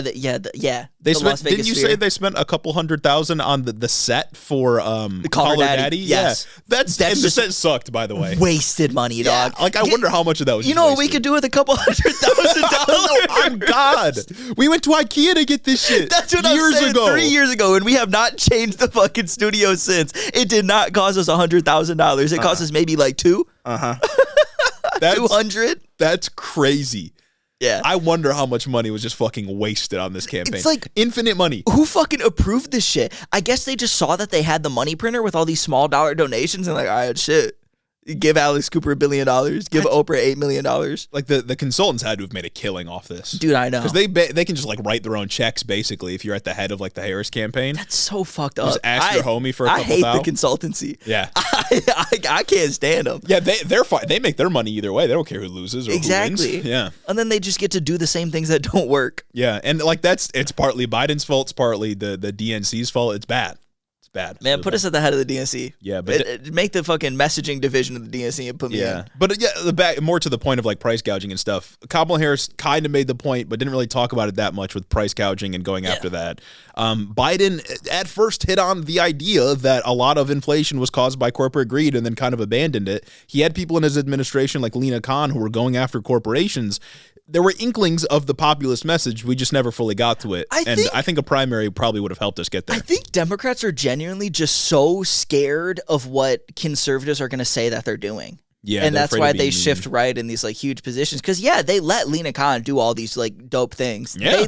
They let the NLRB do all of these like damn near radical things, naming and shaming Howard Schultz in every single Starbucks store. And that's gas. And conservatives don't message on that because that's like a more like niche thing. It takes like you have to be someone who's already invested in politics to care anything about it. And it's so obviously like pro common person. Yeah, you know what I mean. Like going after Lena Khan, like fixing subscription models. Yeah, that is so pro consumer. But it's like they don't run on that. No, not at all. They don't say my administration allowed this to happen because they are so scared of what conservatives say. I think Kamala Harris like kind of dropped the price gouging thing after conservatives started calling it price controls. Yeah, they called it communism and she gave it up. Yeah, if you say you're going to do anything about prices, they're going to call you a communist, brother. Like this is an unwinnable battle. Yeah, they called Obama a socialist for wanting to do the ACA and Muslim for being named Hussein. They called him Muslim, of course. That shit, like they'll call you a socialist no matter what. Yeah, like you propose any government solution and it's socialism. And honestly, the fucking thanks Obamacare shit worked. I learned that so many people did not know that Obamacare was the ACA. Yeah, Obamacare polls negative and ACA polls positive. Yeah. That's fucking ridiculous. Yeah. Oh my God, man. Very unintelligent country. Very unintelligent country. But back to the point, back to your arguments with your conservative family members. Two points. Supply shock raised the cost of everything. Fucking shipping containers went up like 4,000% or some dumb shit like that. You know what I mean? And corporate greed. Yeah. And that should be an easy message to get through, especially if they're like a RFK stan. Yeah, especially because there is a broad sentiment in this country of people hating corporations. Yes. Like, it's weird because people have like this admiration for the rich. You know what I mean? They have this sort of respect for quote-unquote merit, but they also despise corporations and the wealthy as like a broad social group. Love the Waltons, hate Walmart. Yeah. Like, or people will like Donald Trump, but then say they hate billionaires. You know what I mean? Did the Waltons do Walmart? Yeah. Okay. That's the Walmart guys. It's a weird dichotomy. Of course, a median voter is a very inconsistent person, a very dark psychic palace that I never want to be forced into. Yeah.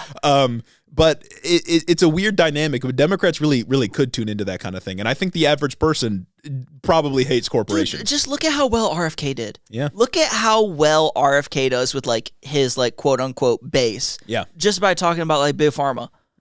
Democrats kind of abandoned the fucking opioid crisis shit too.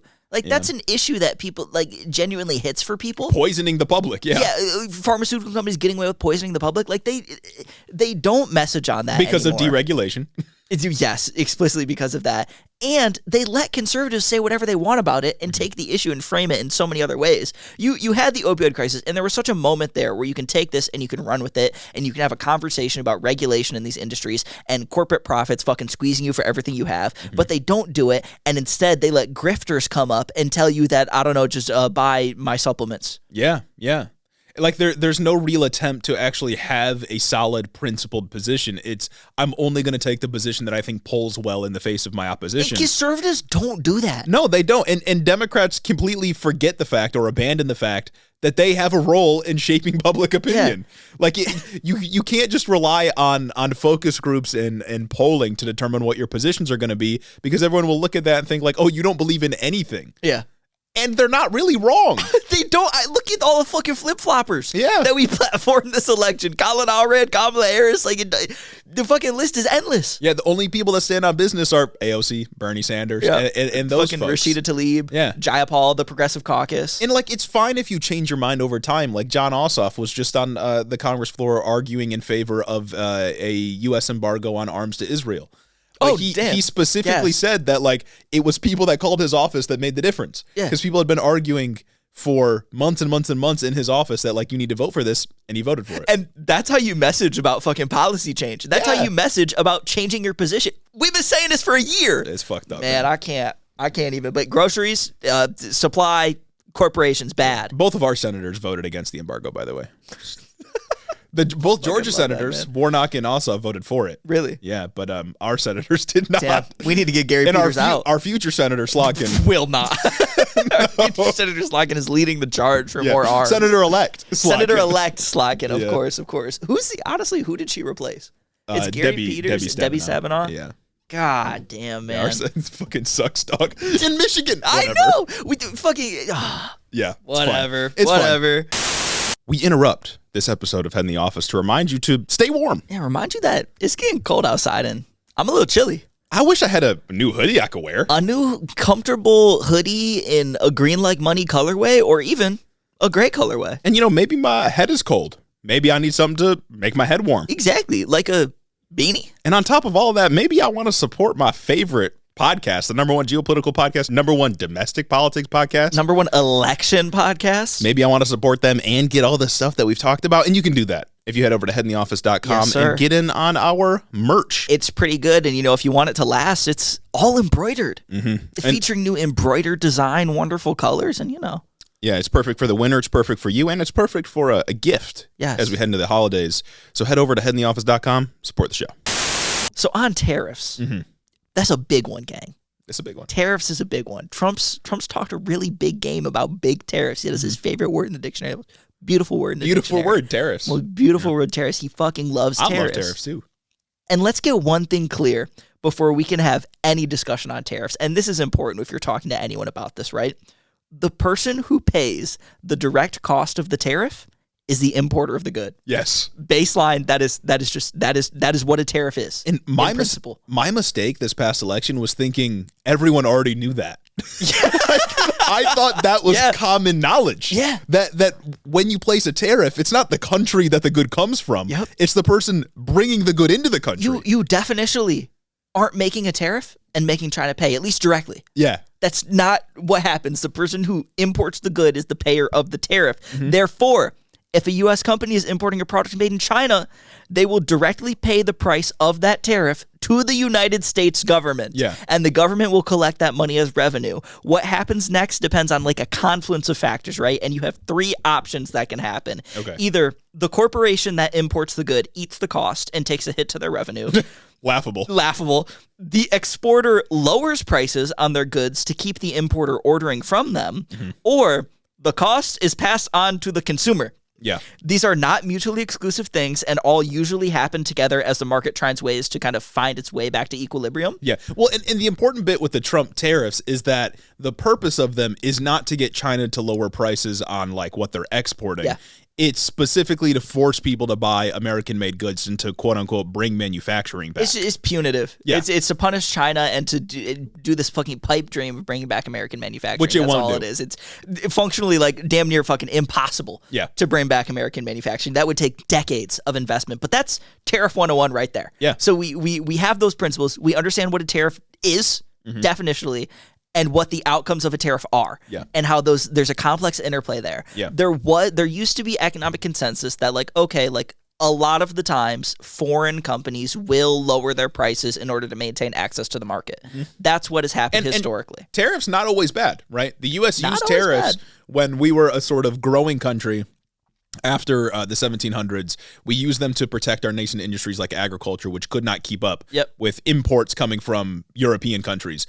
So when you use tariffs in a sort of targeted way to prevent specific industries, they're not always bad. When you use them as a blanket solution to the lack of manufacturing, that's when you destroy the GDP. That's when you just rampant inflation. Because there's crazy inflation. There's tariffs right now on, I think through the CHIPS Act, on computer chips coming into the country because Biden is trying to prioritize a growing industry here for the manufacture of computer chips. That's the kind of selective focused tariffs that do help sometimes. Yeah, that's like protectionist tariffs. Yeah, I don't know the extent to which those tariffs have been helpful or harmful, but that, in theory, those are the kinds of tariffs that actually work. They don't work when you just say, I'm putting a 10% tariff on literally everything. And we can't know if those tariffs are going to work until years down the line. Sure, but what's important is Biden coupled tariffs on semiconductors from Taiwan or Hong Kong?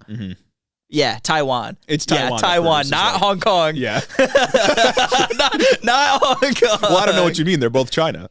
One, I'm kidding. Precisely. Yeah. What do we? Either way, I digress. Tariffs on Taiwan were coupled with the CHIPS Act, which was a direct investment in American manufacturing. That's important. He directly allocated funds, federal funds, to build chip factories in like Ohio, right? That's when we got the Field of Dreams speech. The Intel factory field. I hate liberals. Fucking Field of Dreams, look up to the stars. Field of Dreams for all these people that probably won't be paid what they're worth, and then these companies get to extract all this whatever. And Laken Riley was killed by an immigrant. By an illegal. That's what he said. By an illegal. My hate for liberals knows no bounds. I truly can't stand it. That's crazy. But we all understand what tariffs do. Getting sidetracked. It's complicated when we look at it. Spoiler, the Trump tariffs aren't that complicated when we look at them because of what they are. But according to the Tax Policy Institute, research into the Trump tariffs from 2018 has shown that the entirety of the weight of the increased costs to things like washing machines, steel, and aluminum were directly assumed by U.S. firms and U.S. consumers. Foreign companies did not lower their prices to absorb the cost of the Trump tariffs like they did historically. Yeah. A massive shift when Trump comes into office and institutes this trade war. Yeah, because he was openly starting a trade war. Yeah, that was his intention. He actively agitated a trade war. Yeah. It's what was going on. So, of course, the companies aren't going to play ball. They're not trying to maintain access to the market. They're just going to fuck us. Which is exactly Trump what fucked happened. us. Yeah. And that's what's going on. And tariffs on these goods specifically cost the economy around $16 billion annually in net losses. Crazy. That's a lot of billions. That's a lot of billions. This is more billions than I'll ever see in my entire lifetime. You know what I'm saying? But bringing things back to Bidenflation explicitly, some of the things that Biden did had an inflationary effect on a macroeconomic scale. And the things that did have that inflationary effect involved explicitly his continuation and expansion of Trump's tariffs. Yeah. When Bidenflation happened, it was because he thought that Trump did a good. So, yeah, because I had seen some conservatives arguing like, oh, liberals are saying all these tariffs are bad, but why did Biden continue Trump's tariffs Well, then? because he's a neoliberal. Of course. Because he sucks. Yeah. Kind of explicitly because he sucks. But it's important to know that, like, again, Biden did targeted tariffs. I'm not going to say that they didn't manifest an inflation for the average consumer because I do have an example here of how they did. Notably, when Biden increased tariffs in targeted sectors, he did so in the name of protectionism, not as just blanket punishment or blanket, fucking wet dreams of bringing back American manufacturing. Yeah. But in doing so, protecting American companies can still result in higher prices for consumers. This is where we get into that argument about how these macroeconomic indicators don't necessarily manifest in realities for people on the ground. Yeah. Because when you do something like what he did when he raised tariffs on Canadian lumber, he doubled them from like 8 to 16% or something like that. We saw that coupled with supply shocks from the pandemic directly contributed to rises in housing prices because lumber was already down, making lumber super expensive after the pandemic. And then Biden made lumber that we're importing from Canada more expensive, making lumber super expensive. Housing costs go up. I think I read one article that said on average houses went up $36,000 because of shit like this. That's crazy. That's more than I'm making a year from my day job. And in that sense, I'm still anti-tariff. You know what I mean? And it's like I understand that, and I don't necessarily like that outcome. I can understand and I can engage with that tariff specifically on its own and try and think about how we weigh, okay, we are trying to protect American companies from going under because maybe I don't know the details of it, but the idea behind protectionist tariffs is that, like when China did the EV shit, we instituted like $1 billion % tariff on Chinese EVs, or we outright banned them from coming to the market because China invests so heavily and subsidizes their corporations that make these things so heavily that American companies cannot possibly compete. Yeah. That's the point of a protectionist tariff. Maybe we should subsidize our maybe we green should energy maybe we should do industry. shit like that. Yeah. Maybe we should subsidize industries so that other countries can't compete. Been making this argument for anyway. That sounds so cool. long. Maybe we should nationalize things like that that are too big. And like explicitly when I'm reading through all these economic arguments, people talk about like, oh yeah, China, when they want to do a big economic initiative, they have all these state banks and state corporations that they can direct 100% of their resources into to get it done. Yeah. It's like, that sounds dope. We're the wealthiest country in the history of the world. If we can't compete with them, are you serious? Like, yeah, that sounds really cool, actually, to just have a state thing that we can just tell to do a good thing. Look, critic of the Chinese Communist Party, obviously. I am. Authoritarian one-state party. Not a perfect situation over there. One-party state, but yeah, no, it's they do some good things. They do some good things. But yeah, the inflationary things that Biden did, what Bidenflation was a continuation of things that Trump did. And so, following that logic, we can assume if Trump wants to expand this bigger and worse, better, in his mind, things will get worse. Yeah, and I maybe I just need like a person sort of versed in economics to argue this to me, but I just don't see the sense in trying to revive things like American steel or American lumber when it's like we have an educated population that can produce far more sophisticated technologies that other countries can't. Yeah. Like, we don't need to dedicate a bunch of time and energy to steel. That's the kind of thing that developing countries can do. Not in the sense where it's like, oh, we just need to shift like the sort of drudgery work onto other countries, but in the sense of it's like, again, we're the richest country in the world. We could dedicate a lot of funding towards things like green energy technologies, lead the world on that, and make a fuck ton of money off of it in a capitalist sense, and we don't do it. We should be making semiconductors and like fucking solar panels. We should be making things that are hard to make. And there's a lot of manufacturing jobs in those fields. Exactly. Yeah. And we should be making things that are hard to make, that you need to have a lot of resources already. You need to have a robust infrastructure surrounding it to be able to make them. We don't need to be making steel. Yeah. There's no point in punishing another country for making steel cheaper than us and we buy from them. Yeah. That's just, there's no reason to do that other than some like just delusions and fascistic nationalism. Yeah, and there's a lot of like nuances. Global trade is complicated. Obviously, if you were talking about a country like China, oftentimes the reason we can buy goods cheaper from them is because they employ like children. Yeah, that's bad. And that's bad. And like, yeah, there should be a critique there. But it doesn't explain why we would impose these big ass tariffs that just destroy our own economy. Yeah. Or make it harder to buy a home, for example. It doesn't really make sense to me. It's these tariffs that destroy our own economy exclusively because Trump is touting like a 20% general tariff and like 40 to 60% tariff on all goods imported from China. Yeah. That's fucking bonkers, right? According to economist Erica York at the Tax Foundation, like half of what we import as a country are intermediate goods, which are goods that businesses just need to operate. These are things like glass, steel, wood, and mechanical parts. So it ranges from just regular raw materials, steel, raw inputs, to, I don't know, like parts for robots that we have on our assembly lines to actually get things that are made in America done and made in America. We have global supply chains, global processes where one thing, maybe at the end it's made in America, but maybe it started in Mexico, went off to China, then went to somewhere else, then came back here at the end to be finally finished here. Yeah.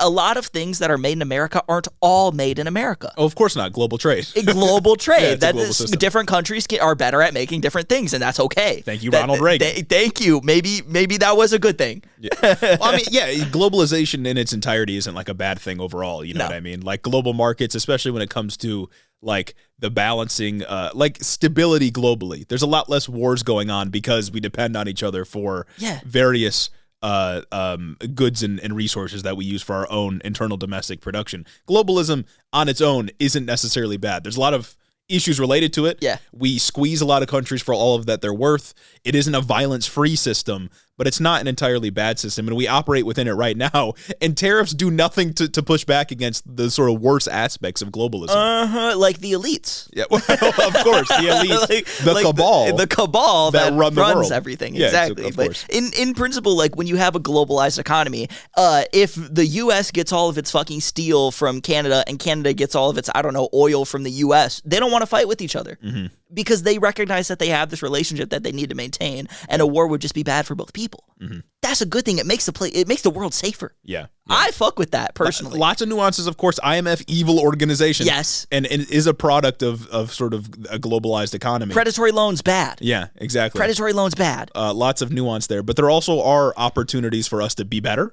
Yes. That tariffs do not help us get to. Trade relationships good. Yeah. Trade relationships very good, and just a blanket tariff on all imported goods at somewhere like 20%, like again Trump has floated, will increase the cost of these intermediate goods by like 20%, and that will, based on common sense and recent trends that we've just dived into, directly increase the cost of goods for consumers who have to absorb the damage. I wonder how much. Do you know how much tariffs like actually contribute to the federal revenue? Overall, I don't know how much they contribute to the federal revenue, but I think overall, if you account for all of our tariffs that we currently have and how they're weighted, there's a general 10% tariff on everything. Okay, I wonder how much like income that results to. Like, it's not much. Oh, yeah, and I also wonder like how much that is just offset by how much we pay as consumers anyway. Yeah, and the fact that our tariff money probably isn't really shared with us. Don't quote me on these numbers specifically. I'm just quoting what I remember from this interview with Erica York. But I think she mentioned that we import around like $3 trillion worth of goods like a year or something like that. And if like I think we collect 200 and something billion. It's like less than $500 billion. A quarter of the total. DoD's budget. Yeah, precisely. It's like less than $500 billion that we actually collect in the current tariffs that we have right now. That's not that crazy. But she brought that up to point out that like, okay, like maybe like Trump wants to do these tariffs not just to bring manufacturing back, to maybe offset tax cuts that he wants to give to his like friends or whatnot. You know what I mean? Even if you do that, that's an untenable situation in the long run. If there's only $3 trillion to like as like a base to tax with these tariffs, right? You cannot make up for the revenue that you could cut from income taxes. Yeah, there's like a $15 trillion tax base when it comes to income taxes. You can't make that money up. Yeah. You just can't. It's not something that can happen. And say manufacturing, especially because people import less if the tariffs are higher. Exactly. Yeah. Like if you are using tariff revenue to offset tax revenue that you absolutely need to be collecting to just fucking function as a government, eventually those tariffs are going to lessen as people build more things here. Yeah. And then where's that revenue going to come from? You're going to have to raise taxes. And then, of course, because of labor regulations and minimum wage laws and stuff like that, prices are still going to be high. And if imports have gone down, or if imports if it just costs more to buy things that were imported or from companies that have to import their basic raw materials, then American companies have no like incentive to compete by lowering prices because the prices on the imported shit is just as high. So why would they lower the price at all? And that's like historically the point of tariffs is to like get consumers to not purchase foreign goods and to purchase the American-made counterparts by pricing them out of being able to buy the foreign good. Yeah, and this is wholly a result of things being so heavily commodified by the way. Like this wouldn't be an issue if there was like a sort of set basic amount of goods that you get as a result of being a citizen, you know what I mean? Like a baseline standard of food, a baseline level of healthcare, of housing and stuff like that. This wouldn't be a problem if it was decommodified, but we live in a very laissez-faire free market environment. That's also where this whole tariff thing is just so asinine, right? Because tariffs are supposed to just incentivize you to buy American. Yeah. We don't have American counterparts to a lot of these industries, and where we do have American counterparts, we do not have as robust of an industry. We do not have the infrastructure to sustain the amount that Americans consume. And it's interesting that you note that whatever percentage of it is just like the raw materials that we import that make companies go. It's like that's not even a matter of finding a counterpart. That's just raising prices. No, I think it's 50%. 50% of like that's shit not that even we a matter of intermediate goods. Like you can't even say like, oh, buy American in that aspect, because that's not the point. It's like, okay, so we need to then invest money in American plants that can build the parts for the machines that go on assembly lines. We need to go and figure out where all of these things are, figure out the technology that's behind them, figure out all of this, figure out how to increase glass production, increase steel production, increase aluminum production here. What the fuck are we doing? Yeah. Like, that's untenable. Yeah. We can't do that, right? And if you don't fuck with arguments derived from data, trends, and experts. Yeah, like me, I don't. Like me, exactly. You know, Jeremy is your conservative family member, and I'm you. Exactly. I do not fuck with arguments. But Erica York at the Tax Policy Institute said this. What do you think about that? No, I don't care. Oh, okay. Sorry. So since you don't like arguments derived from data, trends, and experts, we can get it right from the horse's mouth. Nice. The Walmart CFO has already announced this week that they are considering different strategies to implement price increases based on how far Trump goes with his tariff plans. I'm pretty sure Walmart is the largest grocer in the country, with Business Insider reporting that $1 in $4 that are spent on groceries are spent at Walmart. Oh, my God. That's just groceries. 1 in 4... We're bringing it all back, people. We're bringing it all together. Again, major component of this, monopoly and commodification. Intrinsic to capitalism.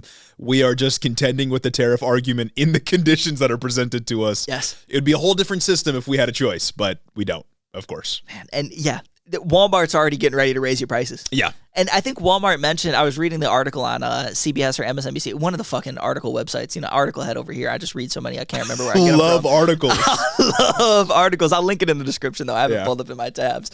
But either way, Walmart mentioned that I think like 2/3 of their production is already domestic, but the 1/3 that isn't, they're going to have to figure out something. Yeah. And they largely shift because of the Trump's tariffs in 2016. That probably caused them to raise prices too. Yeah. So expect a price increase from Walmart. Expect a price increase from any other groceries chain. Expect a price increase from all sectors of the economy, because tariffs to the tune of 20% with an additional 20 to 40 tacked onto anything from China is going to manifest in crazy price increases across every sector. Yeah. Because it's a 10% blanket tariff that he wants. And then he wants a 20% blanket Oh, tariff. it's 20. I think it's 20. I think we have 10 now when it's weighted for everything. Okay, I see. And then he's been talking about like 200% tariff on like cars from Mexico. Fucking insane. Just you won't be able to purchase it. Which is why? Yeah. Why? I'm glad I got mine already. Yeah, talk about like crushing businesses. That's crazy. Well, actually, maybe that's a good thing. Maybe we can get rid of all the car proletarian Vanguard Trump. Vanguard Trump getting rid of the middleman car salesman. Yeah. Honestly, hold on. I'm starting to like this a little bit more. If we have a 200% tariff and we can unemploy all of the car salesmen out there, then maybe the price difference is just what I would pay for after the negotiation process. And if Trump can take away that brutal negotiation from me, maybe that's a good thing. Yeah, look, state-run Carvana. There are a lot of issues related to globalized trade, right? Like neoliberal. We live in a neoliberal system at this point. Like the neoliberal project has been fully successful in implementing itself from the end of Jimmy Carter's administration through Reagan, through Clinton, all the way up until now, right?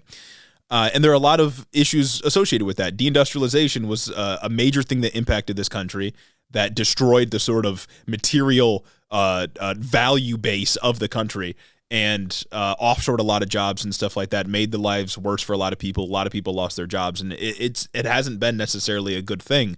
Prices, of course, have gone down, but as I said before, some of that is just related to children doing jobs that American workers used to do, and there's a critique to be had there. But I think the role that the government has to play is introducing things like capital controls and penalizing companies when they try to offshore jobs and take jobs away from Americans, and imposing taxes on the companies themselves rather than consumers. Tariffs don't do anything to push back against the negative aspects of globalism and the neoliberalization of the global economy. Tariffs just punish consumers. Yeah. Because people like J.D. Vance or his supporters will come at this from a stance of like, oh, well, we're pushing back against the powerful, wealthy interests overseas. And it's like, this doesn't do anything to do that. You're just destroying the domestic economy. Yeah. It's so frustrating because there is a critique of the globalized system to be had, but this doesn't get anywhere near to fulfilling that, to satisfying that drive. It's silly. It's upsetting. It's silly. Yeah. And also, in the context of Trump loves to just say that tariffs are just this perfect wonder solution for every single spending problem that we have in the economy. Yeah. I went to look up the hard numbers because, this is a hard numbers podcast. In 2022, we imported $3.2 trillion in goods and services. If we subjected that to like some tariff, maybe after we weigh all of the tariffs from China, say we go on the high end, 60%, 20% general tariff, 200% on cars from Mexico, if somehow that weighted average ends up being like 25, maybe even 30% on the absolute highest end of just a blanket tariff on all the goods, 30% of that 3.2 trillion, we get like $1 trillion in tariff revenue. What are you doing with that? Are you going to cut taxes to the tune of that money? Are you going to use that to offset Social Security? You're not going to do anything. You're not even going to get that. Like, we also have to wait and see where these tariffs are coming from. It doesn't even make up the deficit. Exactly. It doesn't even get there. Tariffs and that revenue, sure, maybe you get that 1 year. But then the economy adjusts and we stop importing. Exactly. Yeah, and that's the important bit is like, okay, you get that revenue for 1 year, maybe sustained across 1 year. Yes. And then you cut the GDP in half. Literally. And then production just goes into the shitter and you're fucked. And then you don't even have macroeconomic indicators to talk about. Now macroeconomic indicators are down and people suck. Yeah, median household income's like $15,000. You know what I'm saying? Yeah. It's not a real solution to anything. It's a market solution that just punishes consumers, especially when it's done in this like ham-fisted kind of way. And we also have to consider that like Trump's not just going to put these massive historic tariffs up, historic in the modern age, I guess, and not get retaliation. Yeah, that's why I keep feeling like these, like the 20% or 10% blanket tariff, whatever it's going to end up being, like it's going to be kind of hard for him to do because the business interests that fund Republican politics won't like that. Well, I was watching a CNBC interview, I think, and they were with one of the guys that lobbies for the National Retail Federation. Oh, great group of people. Great group, and they were talking about like, we don't want this. God, why the fuck did you support the guy? Like we don't want this actually. Well, because crime that they lied about. Oh, well, right. Yeah. What was it? The shoplifting epidemic that they made just up. overrepresented. Maybe the sort of economic interest behind the Trump campaign just didn't think that he's actually going to go through with it. I don't know. I don't know if he's going to go through with it. I think it's like a 50-50 for me now. Or maybe like group, like the Waltons or whatever think that like, well, even if he does go through with it, his supporters voted for this, so they'll be fine. And there's also the argument like when Trump did the tariffs on the fucking killed farmers. Yeah. You know what I mean? Oh, yeah. 92% of the tariff revenue went right back to farmers in the form of subsidies because he killed them. Yeah. Again, he had to. Exactly. Right? So yeah. like what happens here? Is Walmart ultimately going to be fine because they're lobbying for subsidies? Oh, yeah. Maybe the $1 trillion maybe that he gets from tariffs will just go back to the companies that he massacred. Exactly. Like, do they just get subsidies and then continue to pass on tariff revenue to consumers? Because consumers don't get subsidized. Yeah. They have to eat the cost of things. Of course. Well, corporations do. Yeah. I don't know, crazy. Man. It's a wicked world out there. It's bad out here. So if you run into an uncle that's arguing in favor of tariffs, play this whole episode to him. I'm sure they'll appreciate it. Make him sit through the bit with Ryan Walters at the beginning too. Exactly. Yeah. Oh yeah. Sit him down. Tell him we are not watching the Lions game today because no matter where you are, you better be tuned into the Lions game. Well, Lions just won. I had to check that. They beat the Colts. Yeah. They beat the Colts today. So did they run up the score? 10-1 Lions. I think it was like 24-6 or something like that. 10-1 Lions. Never thought I'd see the day. The opposite. You think they let Goff rest? Or you think they let anybody rest? I don't know. I hope not. Huh? Keep Goff in. maybe they're resting them for Thanksgiving to come through and just Thanksgiving miracle turkey versus day. The Bears, right? Yeah, they better. I think so. They better cook fucking Chicago. It better not be like last year. Fake city. Before we get out of here, though, I did want to mention the nonprofit killer bill. Did you see this? I saw like headlines about it, but I didn't read about it. A week ago, or maybe like 2 weeks ago at this point, there was a bill that was voted on in the House that allows the Treasury, at the direction of the president, of course, to revoke the tax exemption status from any nonprofit if they support quote unquote terrorist organizations. Oh, so PCRF, of course, yeah. Any group supporting Palestine. That's basically what this translates to. It didn't pass the first time. Alyssa Slotkin voted for it, by the way, which was of course very she did. goated. She probably introduced it.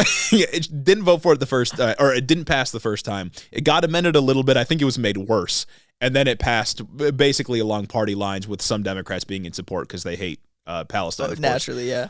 It's headed to the Senate. Who knows if it's going to pass?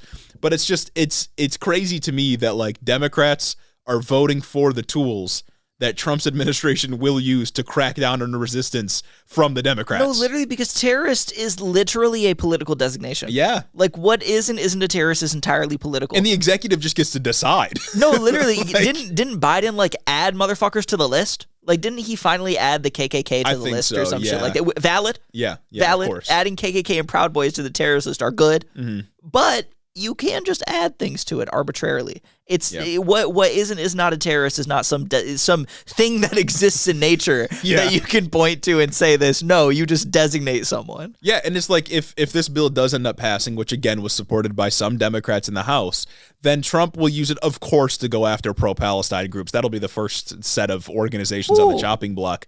But of course, like any group that he wants, that he can find a plausible excuse to name a terrorist group, will lose their tax exempt status, which makes it damn near impossible to be a nonprofit. You know what I mean? That's crazy. Yeah. So, boo, tomato. Yeah. That's real bad. So if you're a Democrat that voted for that, including Alyssa Slotkin, I got beef with you. Yeah, you got big beef with Alyssa Slotkin the next 6 years. Senator-elect Slotkin. Maybe president-elect one day. President Slotkin. That's who we're running in 2028. Everybody's talking about Pete Buttigieg, Gavin Newsom. No. You guys are missing the real right-wing Democrat. She's right there. Alyssa Slotkin. She's up next. I'm with her. If we need to shift right in order to appease the Republicans, Alyssa Slotkin's your girl. And if the DNC cuts us a check, we might be calling for just that. Absolutely. 2028, Slotkin's up next. Yeah, if DNC cuts me a check, maybe I was assaulted by an immigrant.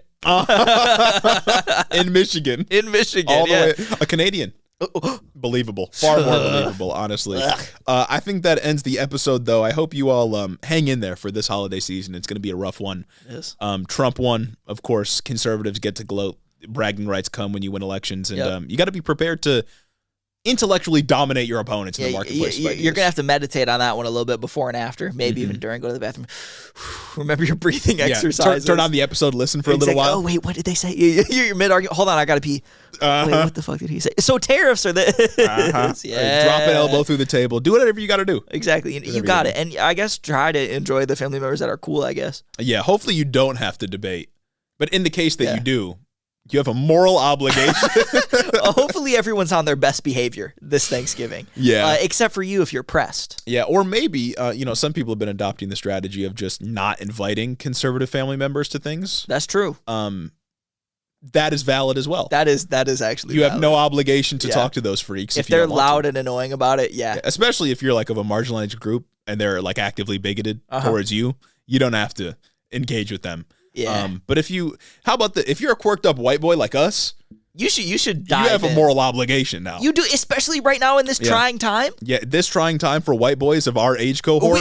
We need more white boys to be speaking up. Exactly. And we need to prove to the DNC that we are a demo that they can invest in, specifically this podcast. 100%. I'm waiting for the check. I am. If you're a DNC strategist fake job listening to this, lock in. HenryOspod@gmail.com. We're waiting. Precisely. We are waiting. It's in the description. Anyway, something to thank you. Special thanks to our grassroots donors.